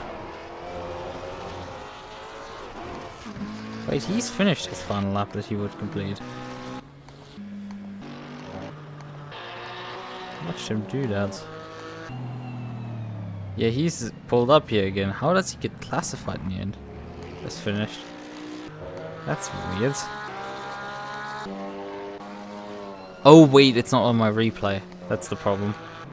My replay cuts off as soon as I finish, so just after I finish, when I think when I escape back to the pits, which is prior to him actually finishing, probably. No, I didn't escape back to the pits till I drove into the pit lane, so I think my replay just cuts too early. Right, let's just watch this dive again. There comes that one. Yo, holy shit! That just was never on. How far is he back when I start braking? Okay, here I start braking. What do we say? 5-6 car lengths? Still not alongside. I'm off the brake now, turning. You're over car length back. Still turning. And I just about...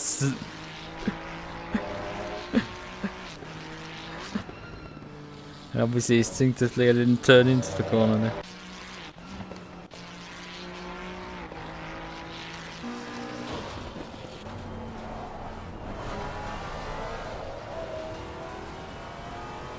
Not happy at all with that one. It was one of the worst moves I've ever seen.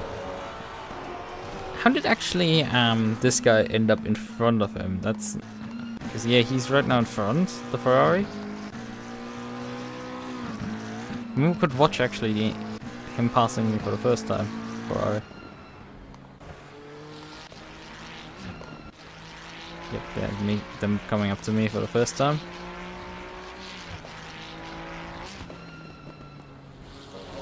I think not for the first time, it's like the second time they're passing me. Again. That was... like, I had to drive into the grass there, otherwise this would have been a collision. I just, like, fucking steered out of it. That was just never on. Like, you die usually with this. You're lucky that I drive this corner very slowly into it as a Maserati, or relatively for how much grip this car can produce. So I can like get away with doing actual maneuvers there still in that moment, but holy fuck, that's just not nice to say the least. That's up there.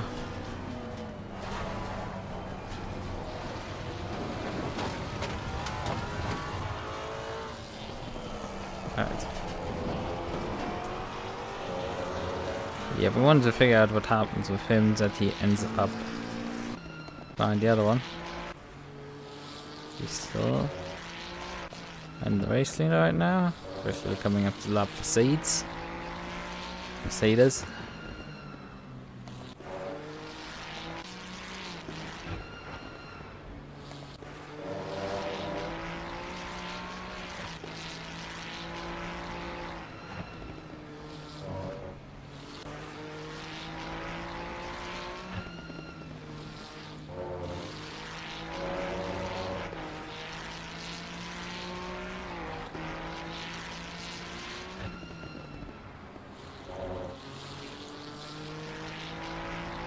And the funny thing is with the Ferrari, you can actually look out of the back there, but they still don't mount a rear mirror into them. I'm just noticing the Ferrari does not render. Like, they mount the camera a bit into the windscreen, up the windscreen here, right? So you can't see the windscreen wiper moving when it moves. I don't know if you can see on like low FOV single screens, right? But like when you look down, then obviously you can see them. Yeah, they didn't render much of the car. So you can just look through the car here. Wait, when you turn around, there's actually a lot of the car. Funnily enough, I think they just don't use the interior. I don't know. Maybe it breaks. No, it doesn't. I don't know. It's just weird for the camera, but you can just look through. The brake discs for some reason are rendered. Do they turn? Does the steering input correlate? I think it does. I think they steer, but like it's very hard to see. I think they do. They do balance with the suspension movements, but like yeah, they do steer. Just steering inputs are very small. Wheel inputs, right? So we missed an opportunity run here. While doing this old stuff. McLaren got very close there and has a close run out of this corner, but just can't convert it, obviously.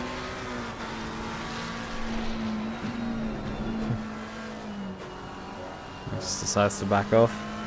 Here you actually sit at the top of the hood. Same spiel here when you look back, but that's just a lot of radiator front.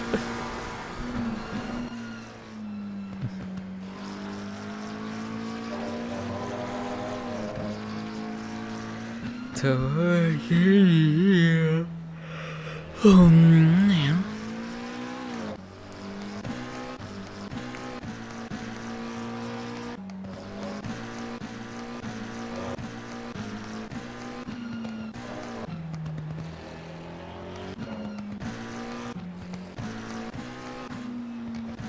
How late was this? Like, we're up to lap 28 at this point out of 33, and well, actually 32. 33 is already finished. Yeah, we're up to in lap 28 and the positions have still not changed.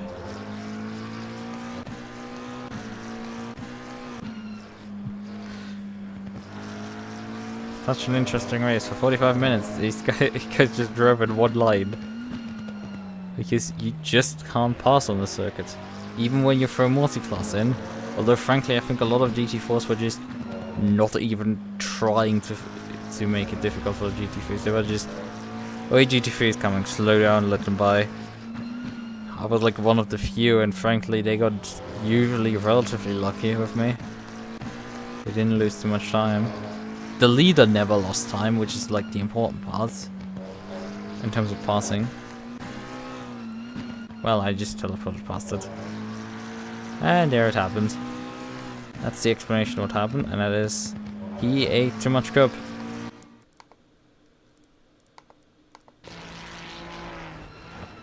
He got a random bounce from the back. Well, actually, the front end also bounced there. Yeah, front end bounced up over the curb there and just sent him understeering off. Too much curb. Not healthy for you. And there was Mendes again.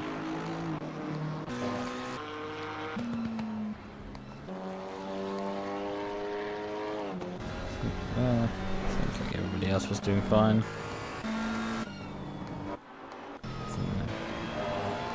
There's Mendes. McLaren with me. Oh, there's the spinner. I guess we could figure out what happened to him, although it's very clear what happened. He understeered off here, put too much throttle on the grass, and oversteered into the wall. Congratulations, I was able to diagnose this when I came around right now, and very quickly understood that this is what freaking happens. But well, it is still fun to watch it in person.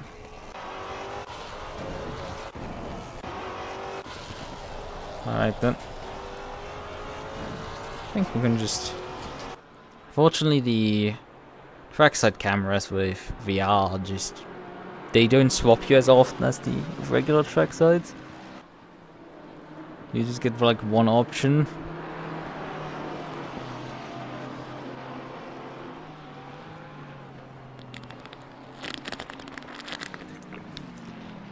But still, I'm gonna watch like the last 2 laps of the car. With tracksides activated. So unfortunately can't really appreciate all the details. Man, like how long this shot is. They don't use this for normal. They have like 3 cameras in the same space. Oh well, they killed that boy a bit earlier than expected. Probably we could have said would be uncomfortable even for VR users to look backwards. You can see the rear tail lights, or at least I can. I think the resolution on the stream might just make it impossible to see them flash up. Because that's the next thing, like I think a lot of the... Like if it's difficult for me to see, it gets even more difficult to see on stream. Oh hey, you guys could have cut over to this shot earlier. Me oversteering out of that corner. Yeah, there's the race leaders coming up, you can see them. That's me coming into the final corner here. One more time.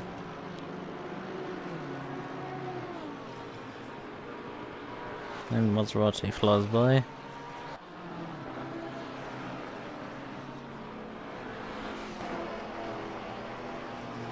Up the hill. One more time.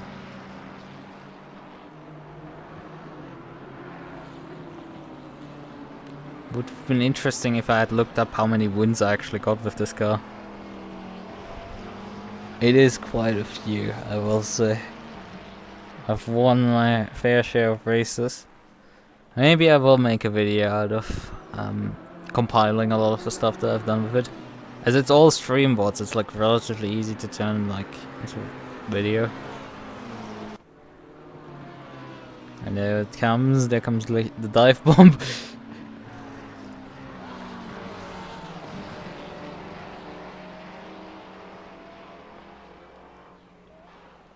So this corner, down we go. And there comes the car, flashes by. Because they really wait till the car goes out of view, right? to cut the view over. Frankly, they could cut this one definitely earlier, because this shot is quite good. Right, final corner, final time. And I'm running up to the line now. There's check flag, she comes back out for me. And there she goes. What a beauty. There she is. Frozen in time. Yeah, we could actually press, that was the wrong button. F7, or even though it disables my chat briefly. Actually, we can just press F7 again, and then we get the chat back. Even if the controls are a bit weird. Right. And there she is. Flat like the tires. That was the original meme. Well, for a previous persona. With which I entered the Flat Out by Team Iris car into the... what was it again? 4 hours, or SRXP 4 hours of Barcelona. And it was, I think, in... gosh... it was last year, like March, February, something. It was very early on in the year, but like... I didn't immediately start using the car then. Still ran the next race... 4 hours of Bathurst 2 months later in the Mercedes, but only after that, when I tested the car, I realized that, well, when I tested the Mercedes, it didn't turn out to my liking. It was very understeering, very slow, and I tried the Maserati as a joke, and it went immediately faster, so I was like, fuck it, we're gonna drive the Maserati. And yeah, the rest is history. Machine won quite a few races. Actually, that was also the point that I put a new livery onto it, and not just the half-done Russia livery. This livery received one minor revision, which, well, changed slightly the rear end here to slightly polish this line to be smoother. Obviously, you will have jaggies due to the resolution of the texture, but it was trying to smooth out some things here. And then you have the... gosh, that got the JPEG for some reason, I don't know why. I guess that's just DDS for you. Replaced her debut dates with Nazuna now, because the delivery actually got run before she debuted. Right, I competed with the car already before she even debuted. Also, her heterochromia reflected in the headlight framing. It's a really interesting car. I mean, the livery could be better, frankly, but like, and I'm using some of her official art assets for slapping onto the livery, but I mean, the V-Shooter logos are fair game. They literally publish a guide and everything in terms of naming and stuff. What you have to pay attention to, so you can slap them onto the cars and not cars, but not just cars. You can slap them on everything for promotional material, right? But yeah, well, that's a different suit than I actually raced on. I got rendered in when I was racing. Yeah. I mean, the car got a bit dirty, obviously, over the run. Right. Number 140 in this case, reflecting her height. That was also in the original meme, which we should probably look at. Jump out of this session and back into the showroom, I would say. Going over the original livery for that event. Flat is Justice by Team Iris. I hope you're actually seeing the car on the stream. Yep, that works. Although it's not zoomed in, so that's a bit pain. Pecco. If we get zoom. Well, I could press the showroom button. That works also. For showing different shots of the car. But a lot of the design cues, as you can see, are copied over to the other car. The rear end is carbon copy, frankly. It was till I did some patching up. As you can see, the line is a bit wiggly there. That had to be patched up. Yep. And because the decision to run this livery was made prior to her graduation being announced. Like, I literally ran the qualifying with the Maserati at Barcelona, proving that the car is viable and fast. And decided, like, okay, this is gonna be the meme that I'm entering with. And the next morning, her graduation was announced. And I was like, okay, fuck. Like, I put off making delivery as I usually do, so I made it only last minute, and it actually never even got uploaded. So only I saw it when I ran it. But yeah, this served in the 4 hour.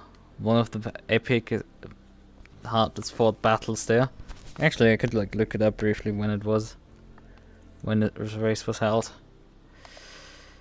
It shouldn't be too hard for me to find it, although I've done a bunch of streams in the meantime. As far as I know.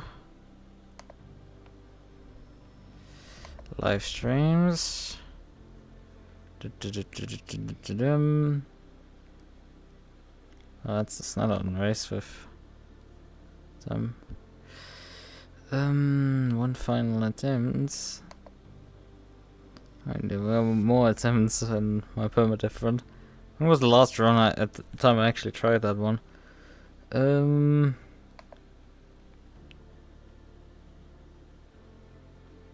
PLR Multi-Class Championship.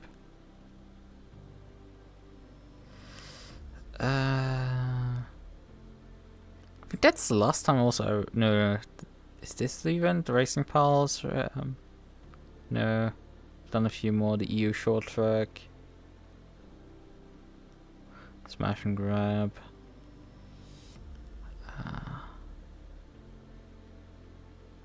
Group C trifecta. Here, there's some more.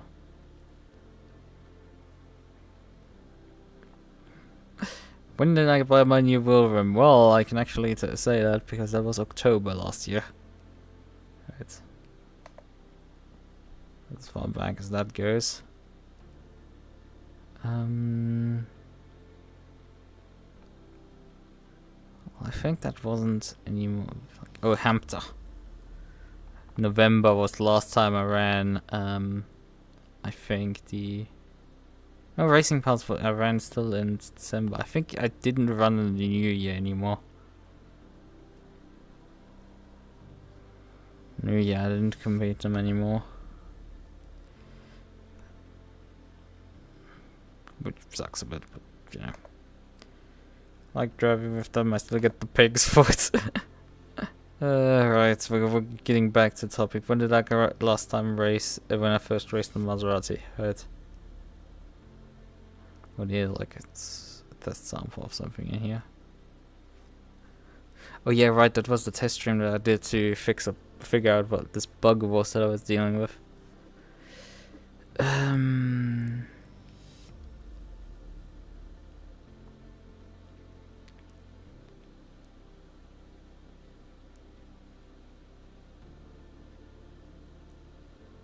There's SRXP end of season 9, so that's not it. I mean, SRXP has ditched GT4 for this season, so that's sucks also. What about doing with? Oh yeah, there's the fun run at Indianapolis, which saw me run the Maserati. Test run it prior to the season. That was on July 5th last year. So yeah, I've kept this car for just over a year as my main in GT4. Because yeah, there was another test run. The Transatlantic Derby with me running the car. First real trial at Glen. These are both dated the same day, but apparently 30th of June I ran the Mercedes. And it failed. I didn't like how it handled, so I switched to the Maserati the next evening to test it. and that worked wonders obviously at the Glen.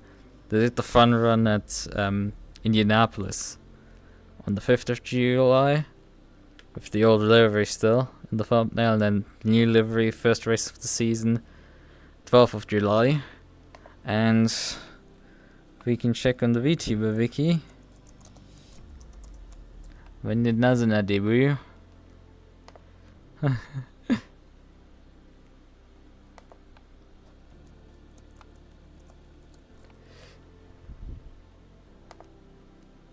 Nazana? 16th of July. So close. It was yeah, it was that weekend she debuted. Right. Woke up in the morning, wanted to see if the bot is up already of her debut, and it's like, nah, she was actually live at that time. And I heard the first not the pit then. Right. In June 14th, I had tried the Maserati as well for an Aries GT4, somewhat a Imola race, so there the car was run with the livery. It was OP or fail with the Aries GT4 Summer Donington race in May, where I brought the same car. So I brought it a few times before I even made it my main. When is British shouting match? Oh yeah, here it is, the Sim Racing 604 GT4 off-season at Barcelona. Rain, oh no. Which is like rain, oh no, because I didn't expect the rain, but I had signed up obviously up with the Maserati because it was so good, but didn't end up winning that one, unfortunately. One more back. Yep, here it is. 4 hours of flat spots. February 25th, 2022. When the car first was run. The qualifying was run February 23rd. Has a different livery actually in the thumbnail. I think I deleted the livery actually. Or maybe? Because that livery was also run another time. Okay. So. Yeah, I think I deleted that one. Because it was like a basic. It was a very similar color scheme to my crossbow. Just like my KTM crossbow. Like similar color scheme to this.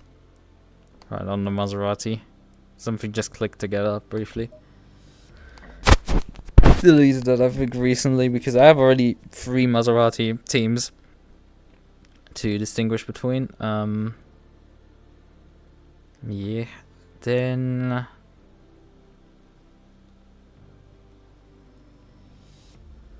where do we have the next running? Because I think we ran the Maserati then again somewhere. Yeah, square up tires. That was January 19th. Where it was not run with this livery, it was a different livery for the Maserati. That was Monza.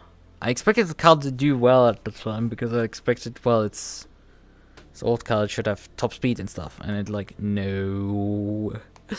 you can't stop the car, and it's like with this stuff. So 2021,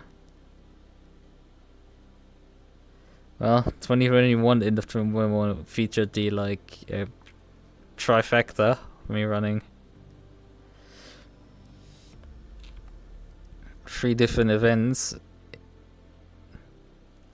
A cold one stopped me. I came down with a cold and like struggling. December 17th on Friday, ran 4 hours of solder. Finished second, infamously enough. Drove then the SimGrid Enduro Season 4 at Paul Ricard. With the Porsche with the Rookie Monster guys, and that didn't go too well. Because the Porsche setup that they made was utterly atrocious. And I didn't get much practice because I was just resting the days beforehand. And the practice I had gotten before the race, even before I came down with the cold, was not. It was with a different setup that was more stable. and that one was just utter garbage. Frankly, way too unstable. And then last race, after having driven 4 hours on Friday and another 2 hours on Saturday, early hours of Sunday, because, well, technically it's the evening of Saturday still, and drove another 4-hour race at Misano with the KTM. Got lapped in the end there, so that's, I think, finished like P5 or something. It's just KTM things, I think, still. Yeah, my V2 Model DP is November 4th as well, but I ran the Maserati, I think, beforehand still. I think one more time I ran the Maserati before this. It was used one more time, I'm pretty sure, before this. Yeah, here. Was run at the SimRacing 64 party race. I ran the 69 Maserati. August 7, 2021. Why does everything line up so close to each other? It's like it's 2 years since I first drove this car. Unfortunately, that I didn't realize earlier how good it was. Frankly, I did not notice that how good this car was. It sucks because I could have gotten like, I raced so long with the KTM crossbows, like, and it's pain. Like I was already referring to the crossbow as my ex back in 2020, back in October 2021. Like it's that bad, the relationship already. And I still kept using the damn car. Like you can look towards all of them and just, yeah, here me running in the Boon 6 Mini Multiclass Championship at Donington in June of 2022 still. Right. But that was basically the last outing of, well, it wasn't quite the last. I've actually brought it back recently. Right. Strike back. At Hungaroring, and I went out with a victory. And then Mountain War. Lost that race, unfortunately. Tried the Porsche Cayman with an Aries GT4 event. Transatlantic Derby obviously happened, and that was the point when I committed to the car back in July last year. And ran so many races with it. I'm not gonna go count now. That's gonna go somewhere else. We're not gonna count which events I ran there. It's a lot of them. I drove a long stretch just Maserati in ACC. And like it's also reflected also in the thumbnails. Like how much use I got out of this livery is just nuts. Just how many races I ran with it. It's crazy stuff.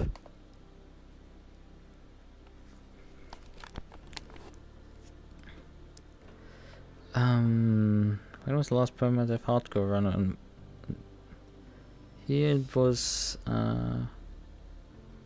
March, but I think I ran one afterwards still. Right. Here. April. Why passed me? Yeah, April was when I last did .NET coding thing. And I need to get back on that.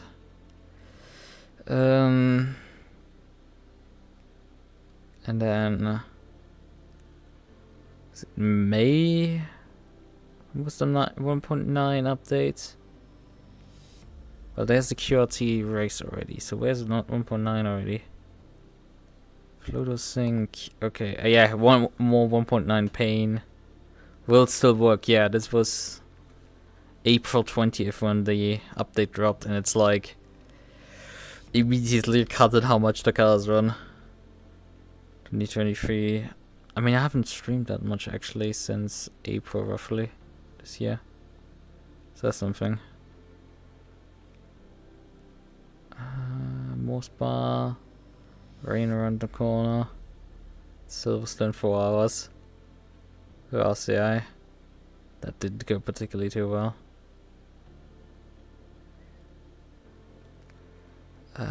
Look at this Alpha too.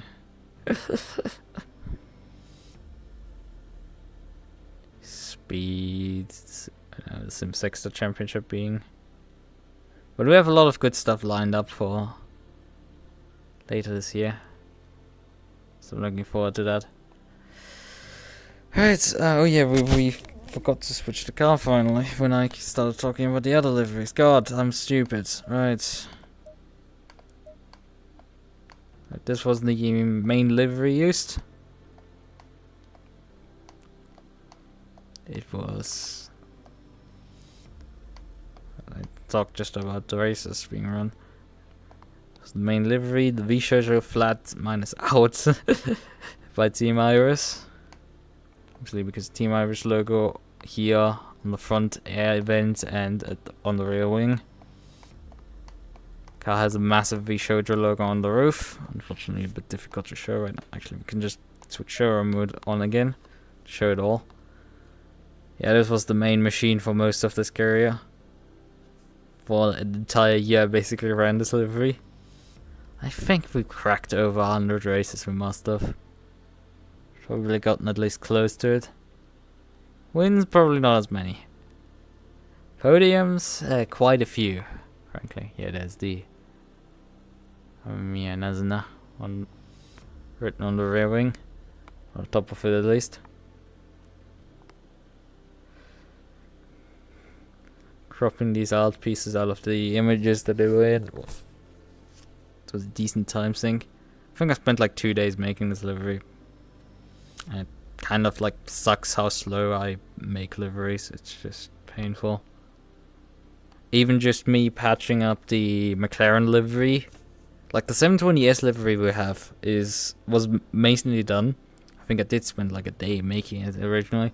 But I noticed there was a problem for the that the Evo cores, that the lines that line up to the headlights, like this livery also has, didn't work on that one. Yeah, you can see the white lines that like exaggerate the aggressiveness that the front eyes of the car effectively radiate. Although with a white line there, it doesn't do probably as much as doing it on a white car with like a dark color.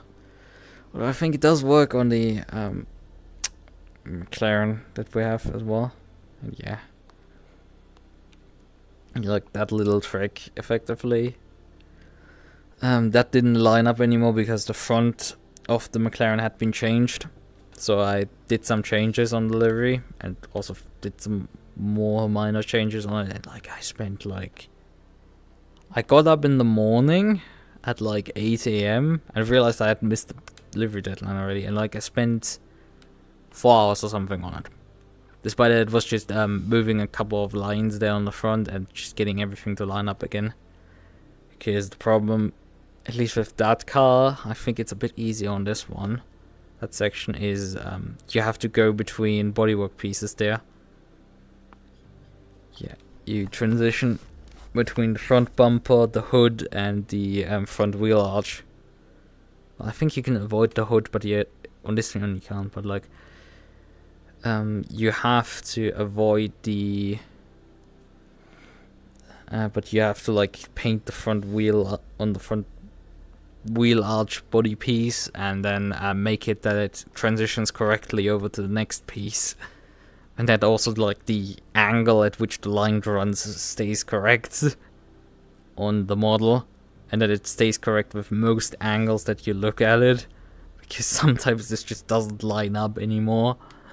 And you can send yourself into a lot of pain. Just keeping this line straight here on the back, right, was a pain because that was broken for a long time. It's just, you can't just simply paint like a straight line because this bodywork is obviously on the UV mesh quite bent and stuff. So, and even if you follow like the outlines from the UV mesh, it doesn't quite work oftentimes, and it's just where the polygons are, where the vertices are placed, is not always where in a straight line either. So making these like relatively simple looking liveries that are just a couple of lines across the bodywork can be relatively time consuming. Also making her line up correctly on the front when it transitions bodywork pieces as the stickers. That's also a bit of a challenge. I didn't even do that correctly. So I could have patched that up when I patched up the livery for RCI. Because the RCI livery is slightly different. But yeah, you can see that in the front. The legs line up correctly. The key already doesn't. And then you can see the left side, from her perspective, left side of her dress doesn't at all when it goes between the hood and the front bumper. It doesn't at all line up. The scale, I would have to scale the texture completely different, and I've already tried it, and it still was like not quite right, but like this is the scale at which the legs are correctly scaled. It lines up well enough that like you have to look very closely to notice that there's a problem there. So that's something. I mean, art stuff, like obviously an art detail that like they would immediately notice. They immediately notice where the hell I've sourced the images from. So I mean, the key is a bit cropped off. Yeah, it's good enough, right? It gets the point across. Could we see the left hand side again, because this one is a bit not so great looking, because Nazuna on the right hand side of the car is basically flipped, because it leans backwards on the original image that this is taken off, so it looks better when she's leaning towards the left. But when it's flipped on the other side of the car, she has to lean forward so it fits onto the car still. Otherwise it just doesn't... You could technically make her lean the other direction, but it's like the entire composition of the car looks wrong, and also you would have her head stuck in the doors. You have her head and all the head details stuck on the... what is it called? The door handle, right? And that just is like a pain of an ass to make right, and even if you do that right, it still looks broken. So that's just not particularly fun. And there's like also like free bodywork transitions between door, the bottom frame piece, and then the rear quarter panel that she transitions between. So that's also some fun. Yeah, we showed you logos and like the fonts you're supposed to use for stuff. They are officially, actually, there's an official guidance book that they have publicly available. It's very nice, very easy to work with. High resolution logos. In case you want to slap some sponsors onto a race car, the Shoujo logo is a great one, because you get a really nice high resolution version in like also different color versions as well, like black and white, just the V, or all of it, like shown above. Like yeah, they have quite some variation, and obviously guidance how you're supposed to use it. But yeah, that's right. We can look obviously at the last version, which is the flat out by Team Iris. We showed you there, although the Shoujo logos are still on the car, just to avoid getting into trouble with RCI. RCI demands the usage of the sponsor logos that ship with the car. I'm not sure you need to have the Ravenol logo, but you need the Pirelli logos, and you need a Assetto Corsa logo. The Assetto Corsa logo on the sides, side and the front of the car. So the Pirelli logos are back where they are supposed to be. They're off my usual version because I don't like them. They don't look good. Right? The Ravenol logo. And then there is a Assetto Corsa logo on the front bumper. Also brought back, I brought back obviously all of the sponsors, so they are also back in the bottom dashboard area of the car. Right? Yeah, the AK Informant, I think it's AK Informant anti-car stuff. The Compassione logo was put from me back into the front, because usually there would not be a logo there. Yes, they don't have a logo technically on the front. You need to add one to comply with livery regulations with RCI. That's fun. Yeah, I put that one myself actually together, the front logo, because I need to like do cage transforms to make it bend correctly around the front of the car there. But it looks really nice. so that the Assetto Corsa of the Assetto Corsa Competizione wraps correctly on the front there. It looks really nice. I didn't want to slap it onto the top of the car, which would overlay over her. That just didn't look right. I mean, it's overlaid here a bit, but it's just you have to deal with it, kind of. But here, that one looks nice. I'm not sure I could paint the diffuser parts and the splitter on the front. So this is the only part I think of the splitter that I can actually paint even. So yeah, that's that. Otherwise, the livery is not much different. It has obviously the now in the back, which was when I replaced them for the run of a CI. Right. But yeah. And yeah, we have also the one accent light option, because it's GT4, so we have only one, which is this one. Adding color 288. Add some accent lights on the side of the car. Yes, we wanna not save the changes. It's a nice image actually that exists. I might slap it on the stream briefly. Of the car at the end of the... Not at the end, during a Brands Hatch race actually, at night. SRXP Part 1. How do I import an image briefly here? An image. Create new. Browse. We want to go to this PC. Lukas.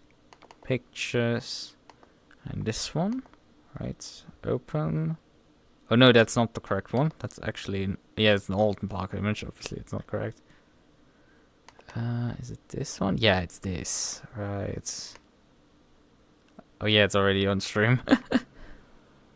The other one was me in a Porsche.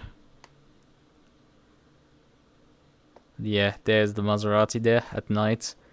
And a competently screenshot image.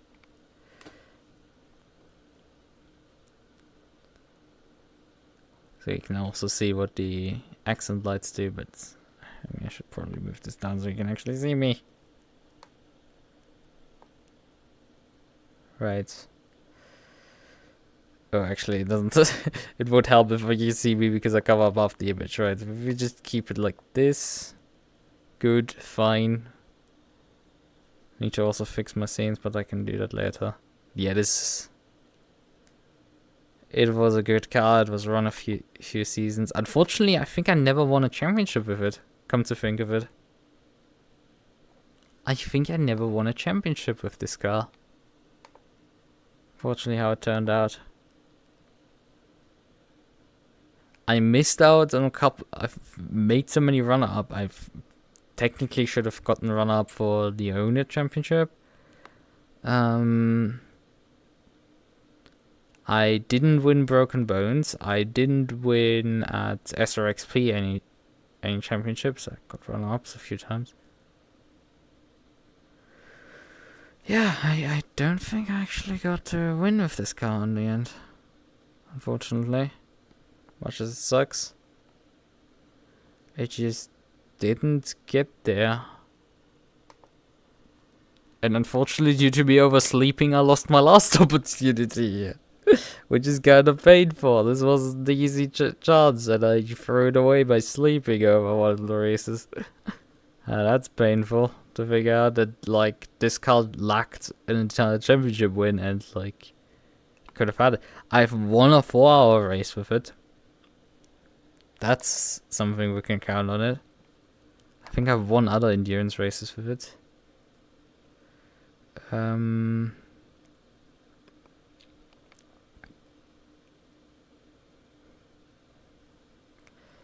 Right, so, King of the Mountain, GT Masters. Hey, that was this race. Right, that's not that. Yeah, I don't think I ran any races here.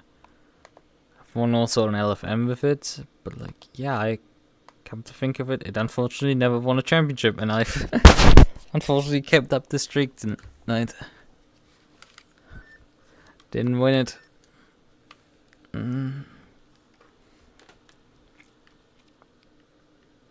That sucks. It definitely deserved to win one, with how many races I ran with it. Just in the end, I wasn't quite fast enough to win one. God, that sucks. Come to think of it. That's painful. It's the eternal run-up. But in the end, it just wasn't, I guess, good enough over too many tracks to be able to win with it. Although, was it really, or was it just me not being good enough against some of the opponents, frankly? Because there were quite some fast guys that I occasionally ended up against.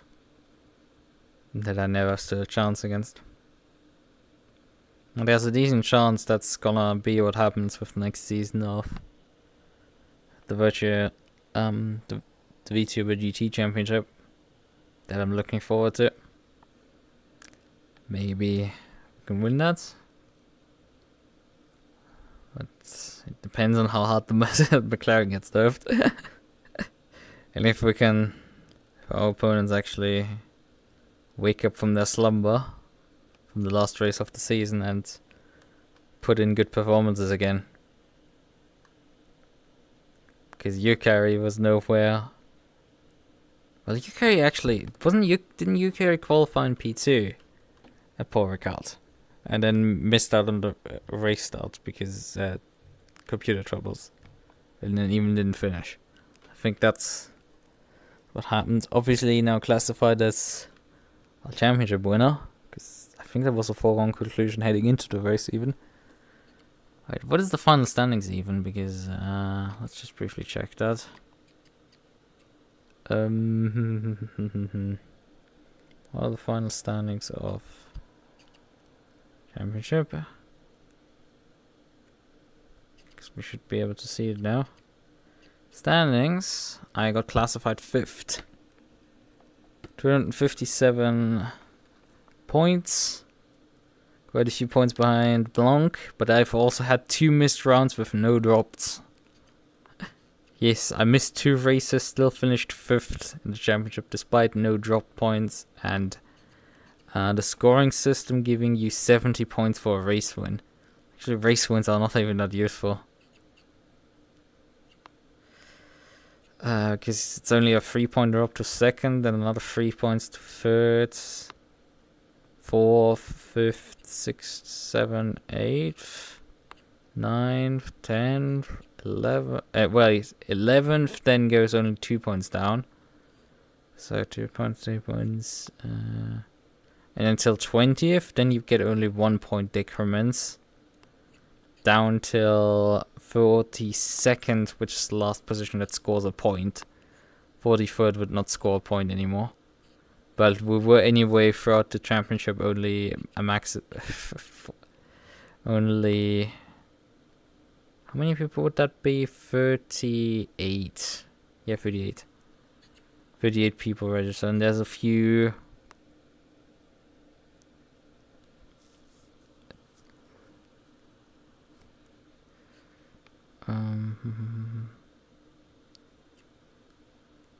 There's a few that left the championship season. In terms of people that even scored a single point, it's 39 in the championship standings. And that includes people that got thrown out, like William Johnson and Midnight Hurricane. And multiple drivers that left it mid-season. So yeah. Total there's technically listed 41, 2, 3, 4 different drivers. But yeah, it is what it is.